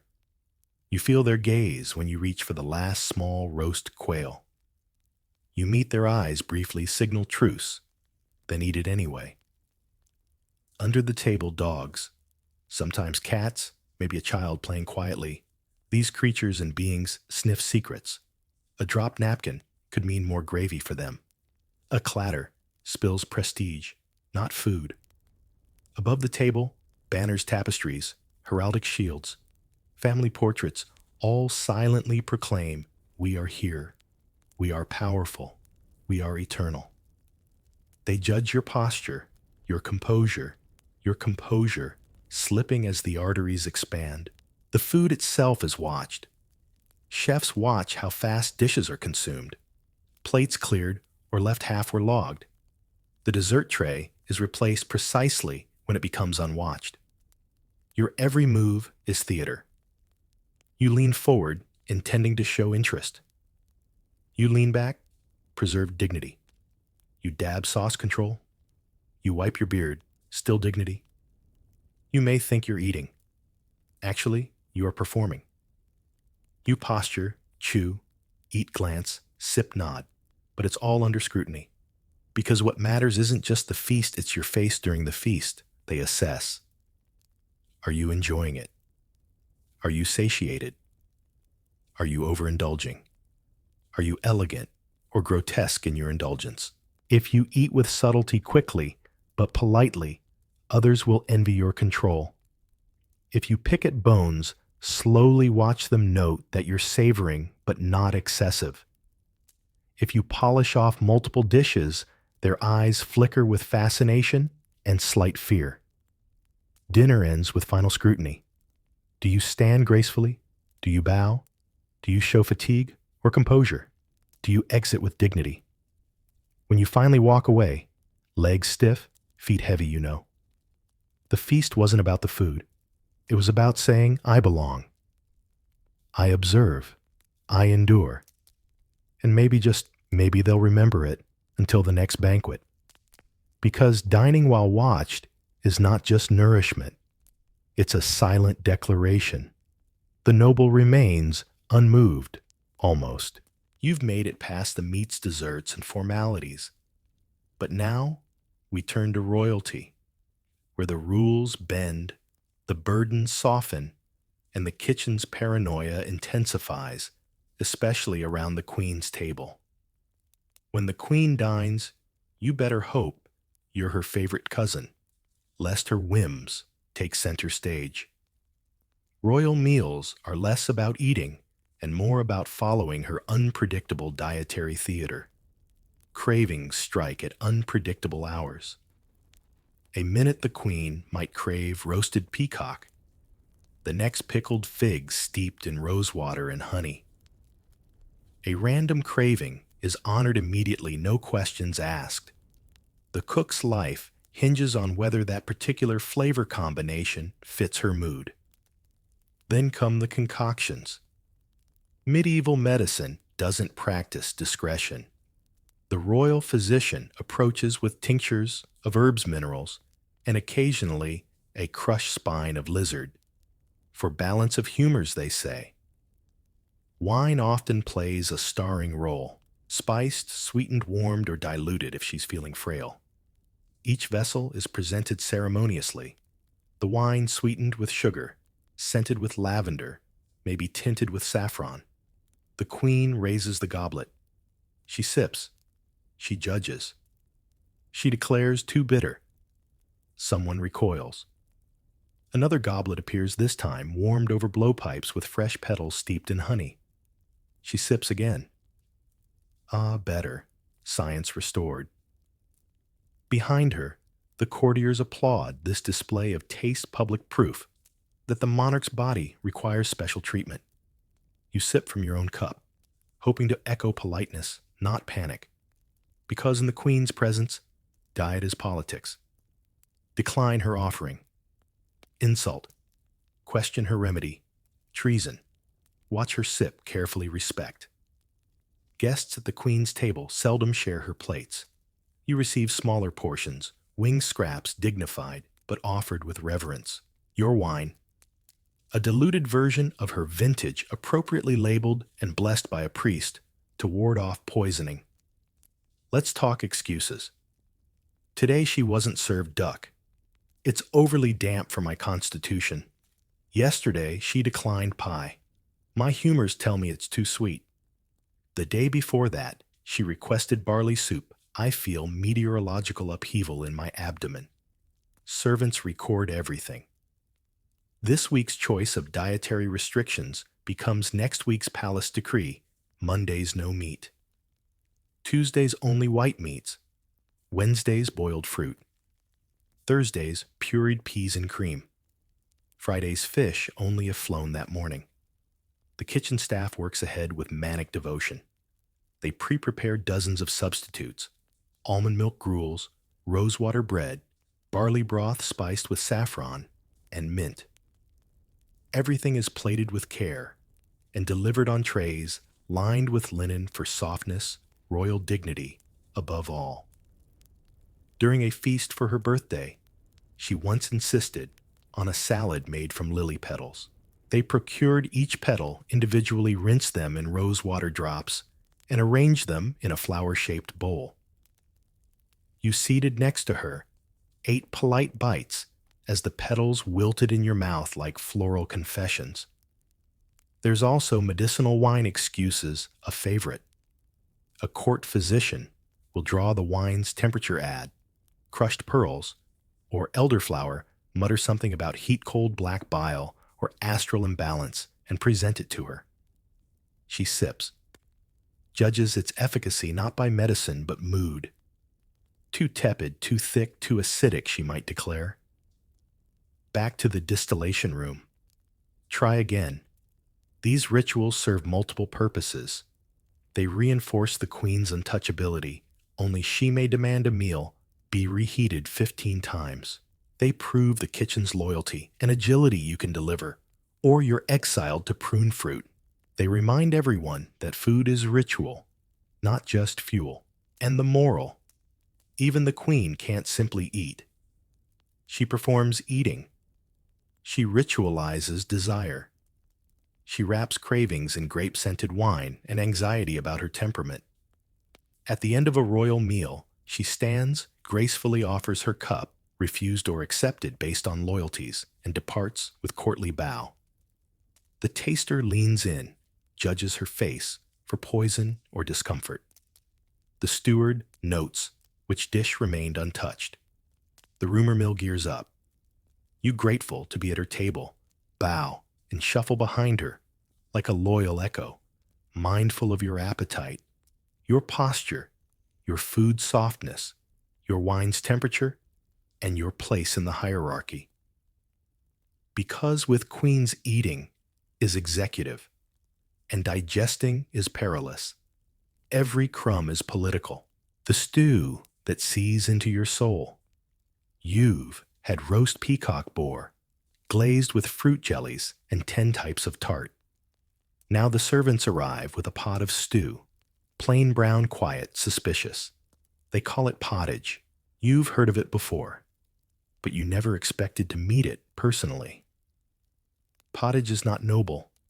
It's something monks eat when they're trying to be humble or something. Peasants eat because they don't have options. But here it is, at your table, steaming gently and pretending to be acceptable. You peer into the bowl. It smells earthy, not unpleasant, just confusing, like herbs boiled too long, or meat that got tired halfway through cooking. The texture is thick, not quite a soup, not quite a paste, just heavy. You lift your spoon cautiously. The taste hits slowly, first bland, then salty, then strange. Is that a turnip or a parsnip or regret? It clings to your mouth like memory. It doesn't want to leave. You take another bite because someone is watching. You nod. You smile. You lie. Pottage has no specific recipe. It's just whatever was available, boiled into unity. Today, it might be beef barley, leek onion, and wild herbs. Tomorrow, it might be beans, garlic, old cheese, and something that once flew. Last week, someone swore they tasted plum pit. It's not bad exactly, but it's not proud food. Nobles eat it when everything else is too rich, or when the cook is tired, or when the queen demands austerity because of her humors. Sometimes pottage comes with bread, sometimes with a spoon carved from bone. Sometimes you just drink it from a bowl and pretend you meant to. There are variations, of course. Noble pottage might include saffron or almond milk or a hint of dried rose petals that just makes it yellow, floral sadness. Peasant pottage is simpler and usually better. You've heard stories about traveling knights surviving on nothing but pottage and prayer. You doubt they were very happy. You doubt they ever digested fully. There's an odd comfort to it, though. It's warm filling, endlessly reheatable, and in a world of strange, foul, and explosive tarts, it asks for very little, just that you surrender. Because pottage doesn't care about rank or robes or whether your goblet is silver. It just fills the bowl and waits for you to come to terms with it. You finish the bowl. You feel oddly grounded.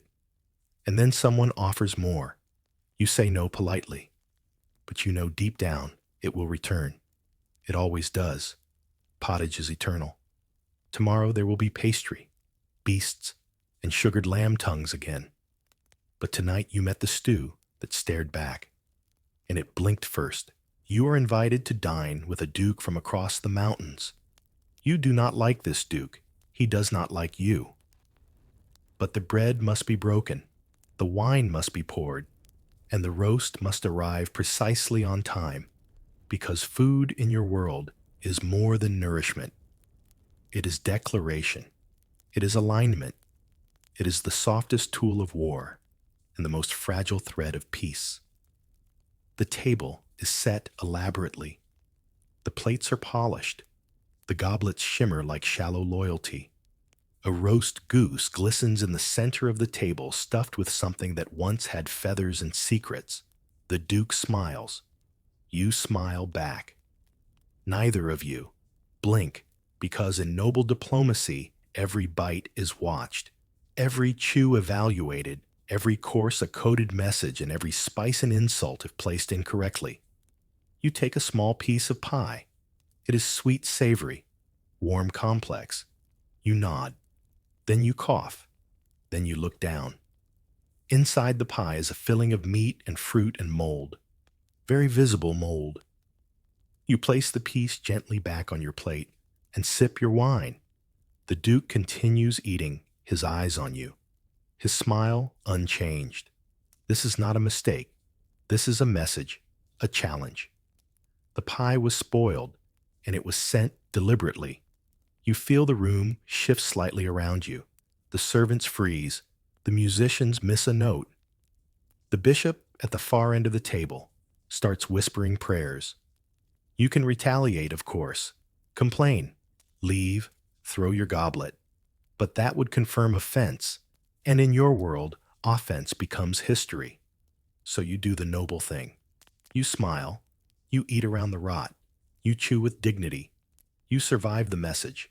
Later, you send your steward to offer gifts to the dukes.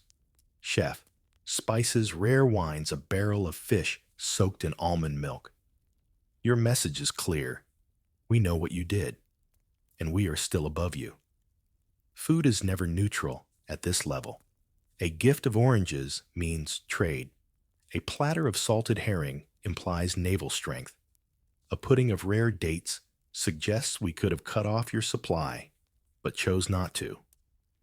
In one infamous feast, two duchesses fought over who would receive the first spoonful of quince jelly. That spoonful determined precedence. The argument escalated into exile, then into marriage alliances, and within a decade resulted in a regional conflict that historians now refer to as the Jelly Wars. One time, a king sent a platter of sculpted marzipan lions to a rival kingdom to show strength. The lions were misinterpreted as mocking the rivals. Coat of arms and negotiations ended abruptly, with a custard bowl hurled across a diplomatic table. In your own family, a peace treaty was once sealed over shared mushroom pie. 3 months later, both sides developed digestive troubles. Accusations followed.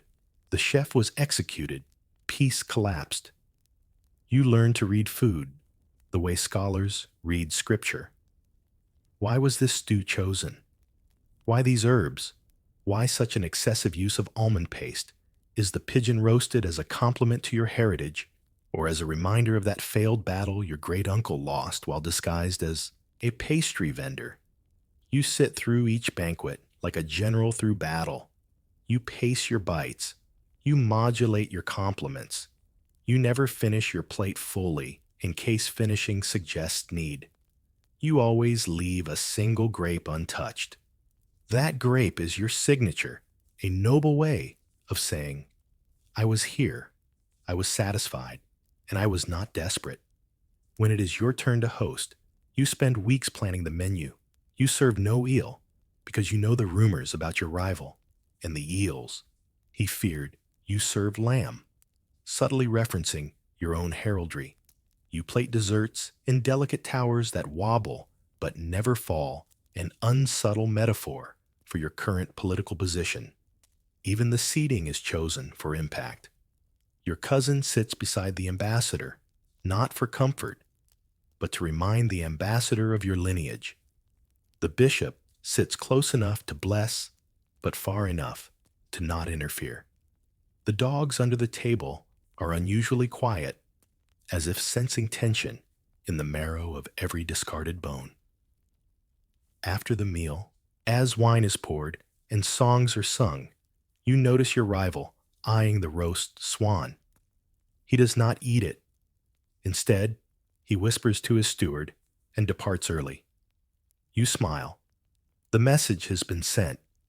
You lean back, feeling victorious, if slightly nauseous from the quince sauce, and a little anxious about what the next dish might declare.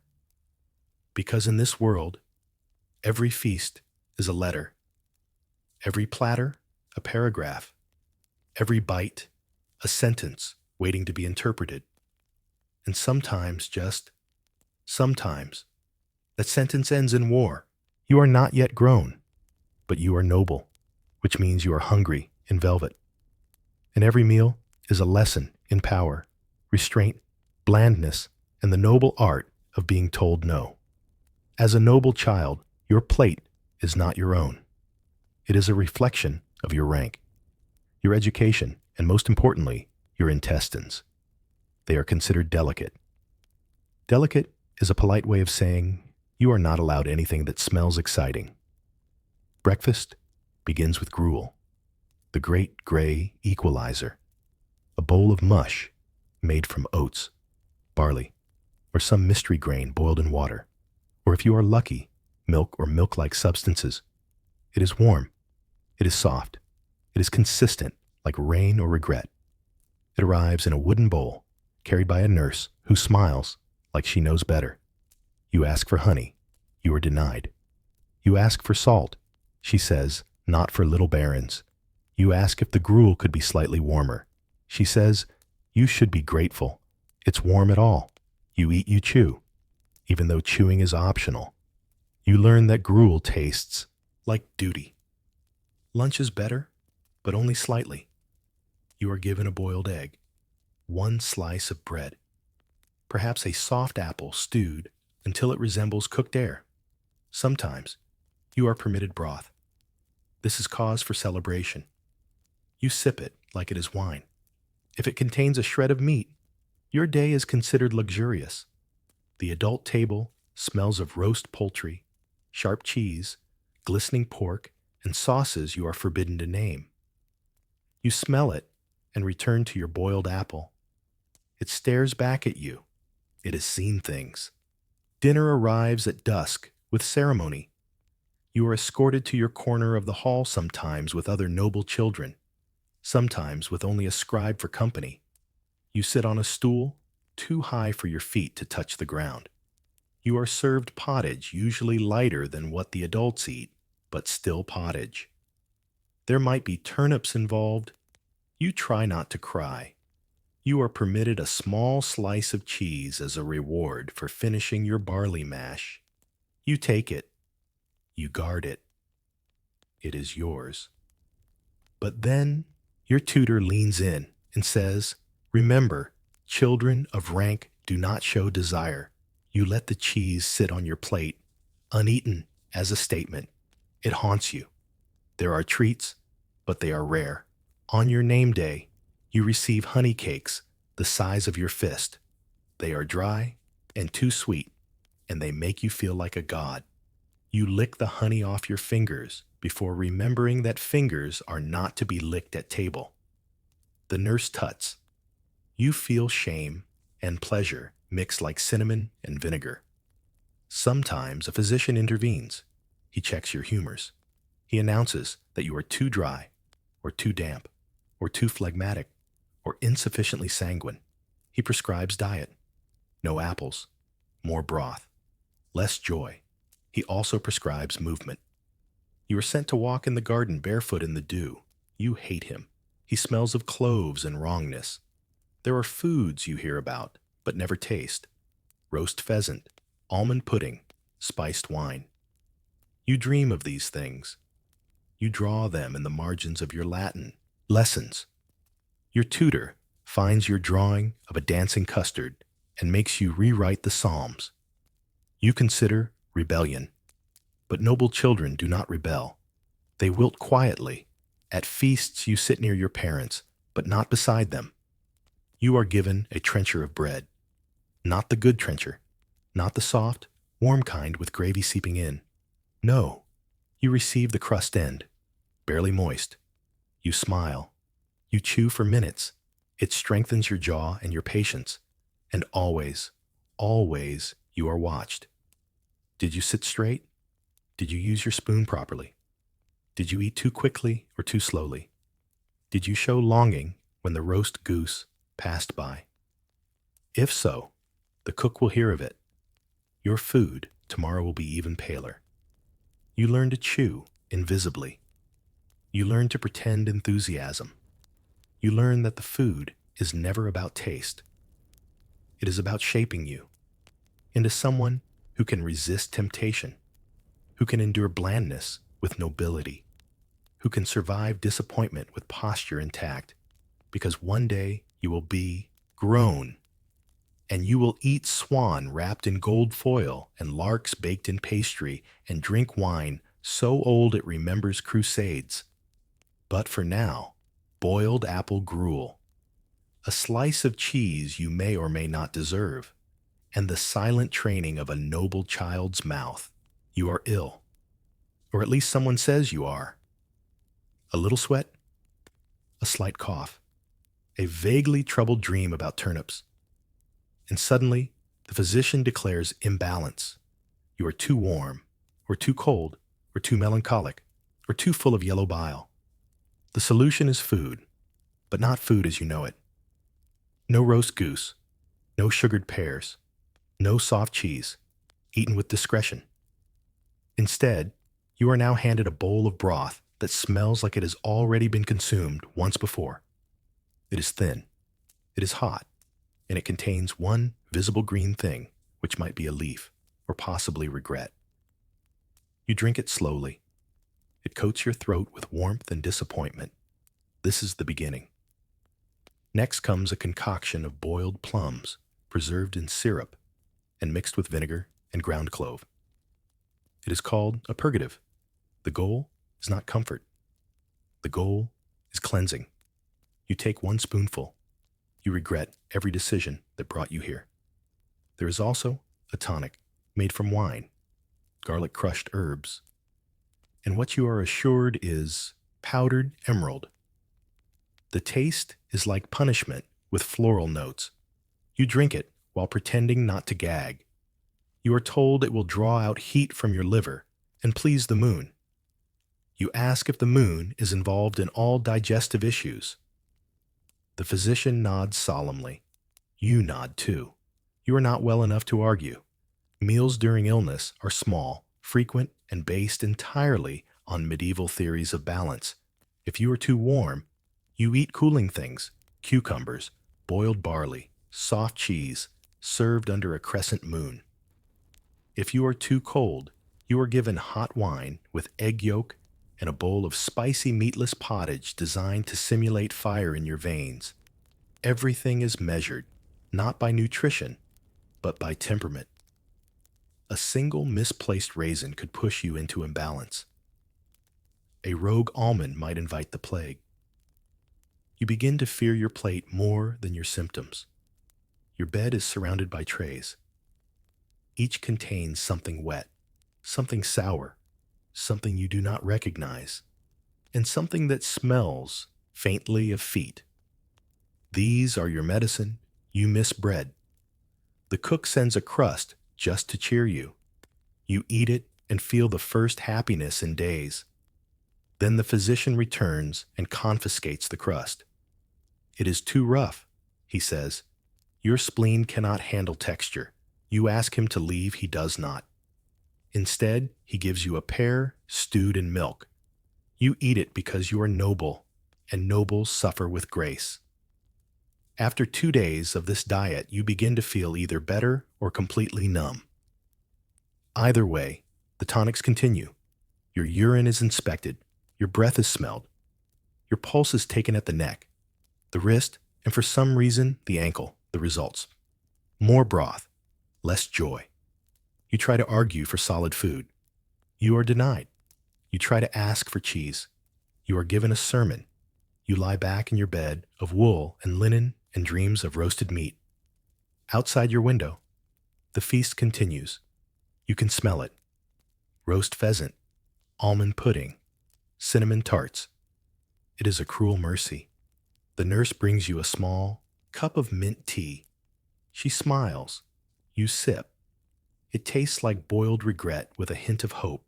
There is talk of leeches. You pretend to sleep. There is mention of goat's milk boiled with crushed stones. You roll over. Someone suggests fasting entirely for spiritual clarity. You whisper something impolite into the pillow. Eventually, the fever breaks, or the diagnosis changes, or the moon forgives you. You are allowed a soft-boiled egg. You weep silently. It is the best egg you have ever had. The yolk is soft, the white firm. It tastes like a new beginning. You vow never to mock eggs again. By the 5th day, you are well enough to sit upright and nibble on thin toast spread with quince paste. You feel almost human. Your physician says you are cured. The cook says you are thin but alive. The priest says you were tested and passed. You nod, weakly. You ask for meat. They bring you more broth. Because just as illness arrives slowly, it also departs in stages. And the final stage is acceptance. You eat your broth. You sip your tonic. You chew your mint leaf. And you pray that the next time you fall ill, someone simply stabs you and ends the ordeal. But for now, you smile because you are noble, and even your suffering must appear dignified. It is Wednesday or Friday, or a day before a saint's day, or the week before Easter, which means one thing: you are not allowed to eat what you want, because faith guides the knife before it reaches the roast. Religion is in charge of your stomach now, and it is strict. Medieval life is a cycle of feast and fast, not just in the festive sense, but in the deeply controlled spiritual sense. The Church has declared that nearly half the days of the year are days of fasting. You nod solemnly as the priest explains. Then you look sadly at the table, where a full pig once sat. Today that pig is forbidden. Instead, you are given fish. Not exciting fish, boiled fish, or dried fish, or salted fish that tastes like it survived a shipwreck. On fasting days, you must avoid meat, animal fats, rich sauces, and joy. You may eat vegetables, grains, legumes, and anything that does not directly resemble happiness. Dairy is often restricted unless your region has found a legal loophole. Some monks once argued that beaver counted as fish because it lived in water. The Church accepted this with very little protest, which is why sometimes during fasts you are served a creature with fur and a tail, and are told it is spiritually appropriate. You eat it. You do not ask questions. You are noble, not foolish. Feast days, however, are a different beast. They arrive with music banners, fresh bread, and roasted everything. You are required to celebrate, not just permitted, but required, to abstain from joy on a feast day is an offense to heaven. The table groans under platters, pork with apple goose, with clove custards in towers, tarts with hidden coins inside. You eat for hours because you are honoring God through gluttony. This is called balance. On some days you fast from meat but not from wine. Other days you must avoid wine but may enjoy cheese if blessed by a monk. Some fasts require silence, some allow song. All of them require piety and digestive flexibility. The priests eat with you during feast days and often eat better than you. Their platters are slightly more ornate, their goblets filled to higher levels. They remind you to be grateful. You remind them they are eating your swans. On Lent, things become truly grim. Lent is 40 days of restraint, reflection, and mild despair. No meat, no dairy, no eggs, no visible joy. The cook prepares ingenious versions of everything, using almond milk, substitutes, and a mysterious ingredient called religious guilt. You are served a pudding made of rice, almond paste, and prayers. It tastes like repentance.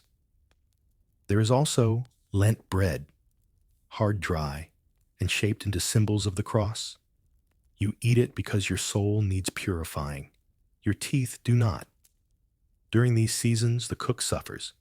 He must craft illusions, fake meats using nuts and oats, fish shaped from mashed peas, tarts made from dried apples soaked in tears. You once asked for honey during Lent and were given a small sermon and a bowl of lentils. You ate them silently. The church calendar is complex and never rests. There are ember days, rogation days, vigil, fasts, and saints' feasts. Each one brings new rules, new exceptions, new ways to sin through seasoning. Your steward keeps a liturgical food calendar, larger than the one used for taxes.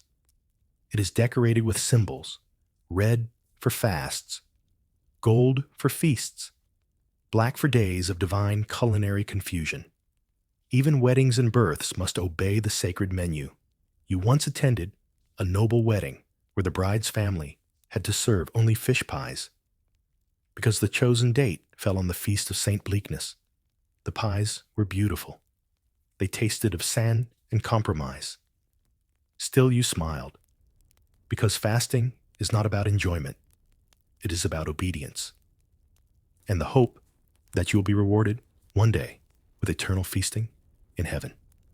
You wonder if that feast will include roast duck. You are told not to question it, so you fast, you feast, you repeat. Your body becomes an altar of discipline and indulgence. Your meals are a liturgy, and your stomach is always slightly confused. You are not just a noble. You are the head of a household, and that household is enormous. You knew you had a steward and a cook and maybe a few guards. But today, you look across the courtyard and realize something dreadful. They all expect to be fed every day, at least once, some twice, and you are responsible. The cook arrives at dawn. He is already yelling. Something about barley supplies being low and the chickens refusing to lay, and the salt barrel being infested with ideas above its station. You nod sagely and sip something hot, possibly wine, possibly regret. You are told that there are over 100 mouths on the estate, not counting animals or guests or surprise friars. They all eat, everyone. You have pages, scribes, falconers, knights, servants, laundresses, carpenters, fletchers, stable boys, scullions, minstrels, and the man who just sharpens things. They all want something on their trencher. The kitchen is a small kingdom beneath your main hall. Massive cauldrons, endless piles of roots, hanging meat, barrels of pickled whatever. The cook moves like a general inspecting troops. He barks orders. Boil that grind, this stir, until it no longer moves. You wander in once and are promptly escorted out before you disrupt the rhythm of the dough. You make the mistake of asking where the meat is stored. You are pointed toward the smokehouse. the salting room, the hanging larder, and a suspicious crate labeled, "Do not open until December." You nod again. You leave quickly. Feeding this many people is a matter of logistics and low-level panic. Grain must be bought or taxed or begged from nearby tenants. Chickens must be counted guarded and occasionally forgiven. Fish must be caught or salted or stolen diplomatically from rival estates. Nothing is wasted. Every bone becomes broth. Every crust becomes stuffing. Every dripping is saved for some sad pottage of the future. You hear rumors of noblemen who let their kitchens falter. They were exiled, or, worse, embarrassed. You host guests this week. That means twice the bread, 3 times the ale, and no room for error. A single cold pie could end an alliance. Your steward recommends serving rabbit. You have 6. You need 20. You recommend stretching it with vegetables. He blinks. You are told nobles do not stretch meat. You sigh. You authorize a hunt. 3 riders return, muddy and empty-handed. They were chased by a pig. You decide stew is noble enough if no one asks questions. Bread is your savior. It fills the gaps. It quiets complaints. You order 40 loaves. They arrive. You check one. It is mostly flour. That counts. You order them warmed before serving. Everything tastes better. Warm. Even mediocrity. Feeding the household is not just about food. It is about morale. A happy servant is a useful one. A hungry servant will steal your soap and your silver. You once caught a groom nibbling candle wax. You gave him a bowl of lentils. He wept with gratitude. You were moved. You also now lock the candle cupboard. At feasts the household eats after the lords. The leftovers are plentiful, but not always predictable. Sometimes it's half a goose. Sometimes it's just radish, tops and spiritual lessons. Still, they gather eagerly. They cheer for pottage. They applaud onions. One boy once composed a song about stew. You knighted him lightly with a wooden spoon. The kitchens never sleep. Someone is always chopping, boiling, roasting, or weeping softly into a basin of turnips. You grow used to the rhythm. You begin to plan menus in your sleep. You wake whispering words like barley rye lard and the name of a cow that haunts you. You hold a banquet. You serve lamb. Everyone is full. You are congratulated. The cook weeps in relief. You nod with pride.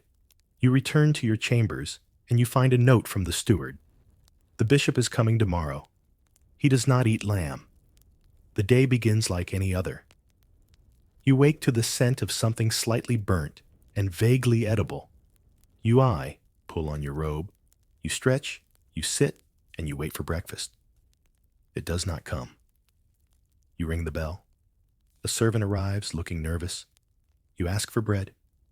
He says there is none. You ask for stew. He says there was none last night either. You ask for cheese. He looks away. Something is wrong. You descend into the kitchen, slowly, dramatically, as nobles do, and then you see it. The pantry is nearly empty. This is not a planned shortage. This is not a fast day. This is not Lent. This is disaster. There is one wheel of cheese that appears to be more mold than dairy. There are 3 onions. One of them is growing a beard. There is a barrel of fish that smells like regret. And the bread bin has one crust that has been gnawed at both ends. The cook is pale. The steward is sweating. The dogs are howling, and not in a festive way. There is panic.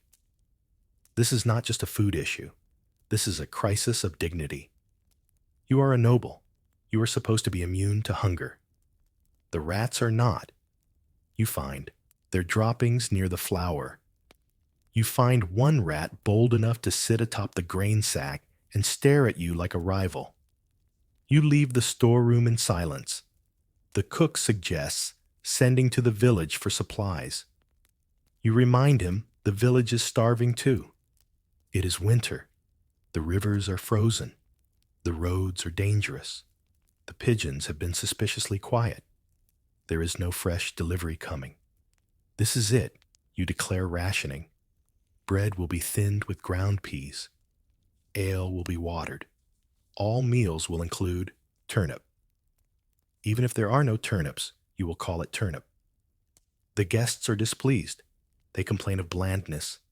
You remind them this is an opportunity to reflect. They remind you they are leaving. The bishop arrives. He blesses the table. He eats half a dried fig. He blesses the fig. You consider feeding him to the rats. You do not. You are noble. The cook gets creative. He serves pottage made from old bones and wishful thinking. He crafts pies filled with cabbage and hope. He discovers a barrel of dried apples and weeps with joy. You share the apples among the children. The children weep with confusion. The snow falls harder. The firewood runs low. The pigs are gone. You begin to dream of fish.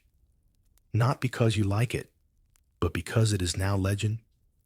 You wonder if the monks have hidden stores. They do. You bribe them with prayer books and empty promises. They send salted eel. It tastes like leather and redemption. One morning, you wake and there is actual bread. Warm, soft. You bite it and tears come unbidden. You hold it like a relic you do not share. Later the steward confesses it was baked with the last of the grain. You forgive him, but only because your mouth is full. Eventually, the snow melts. The river thaws. A trader arrives with smoked meat and honey and flour so fresh it makes the rats weep. You host a feast to celebrate survival. There is meat. There is song.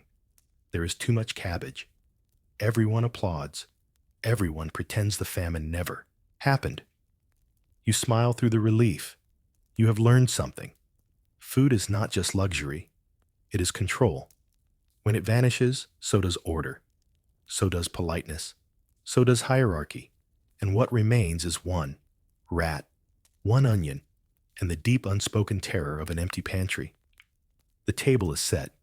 You are older now. Not old, necessarily, but aged like cheese. Left near a hearth too long. The halls are quieter. The banners dustier. The guests fewer. But the feast is about to begin. This one is not for celebration, not for victory, not for alliance. This is your final feast. Or so the rumors suggest. Your health has declined. Your appetite has not. The physician has offered bland optimism. The steward has ordered extra wine. The cook has not looked you in the eye all week. You sit at the high table alone, but observed. The first course arrives. Roast quail with plum glaze. You pick at it with fingers more thoughtful than hungry. The meat is tender. The sweetness subtle. It tastes like memory around you. The guests murmur. They speak quietly out of respect or discomfort. They do not know what to say. You do. You ask for bread. It arrives warm, crusty, generous. You tear it slowly. You remember the famine. You chew carefully. You remember the rats. Second course, pike and almond milk. You had it once as a child on a saint's day. It made you gag. Now it makes you nostalgic. The taste is mild. The texture strange. You eat it all. The fire crackles nearby. The minstrels play softly. You remember when they played louder. You remember when you danced. You remember when your tunic was tighter and your voice less brittle. Next comes wine. Sweet red, full-bodied, perfumed with cinnamon. You drink it slowly. You remember why you loved it. You remember why your cousin was banned from drinking it. You remember to smile. The bishop arrives. He offers a blessing. You nod politely. You remember his last 5 blessings. They were not effective. Still, you let him try. You are noble. Then comes a surprise. The cook presents a pie golden crust, decorated with herbs and carved designs. Inside, venison mushrooms, pepper juniper. It is delicious. You eat in silence. Everyone waits. They think you will give a speech. You do not. You are tired, but not sad, just full. There is a comfort and fullness, not just of food, but of story, of memory, of meaning. The feast ends. The plates are cleared, the goblet drained, the banners still hang, the candles flicker. You sit a moment longer. You listen. The clatter of dishes, the hum of the hall, the sound of your own heart, still steady. You stand slowly. You bow slightly, not to them, but to the table, to the quail, to the bread, to the pie. You return to your chambers. You remove your boots.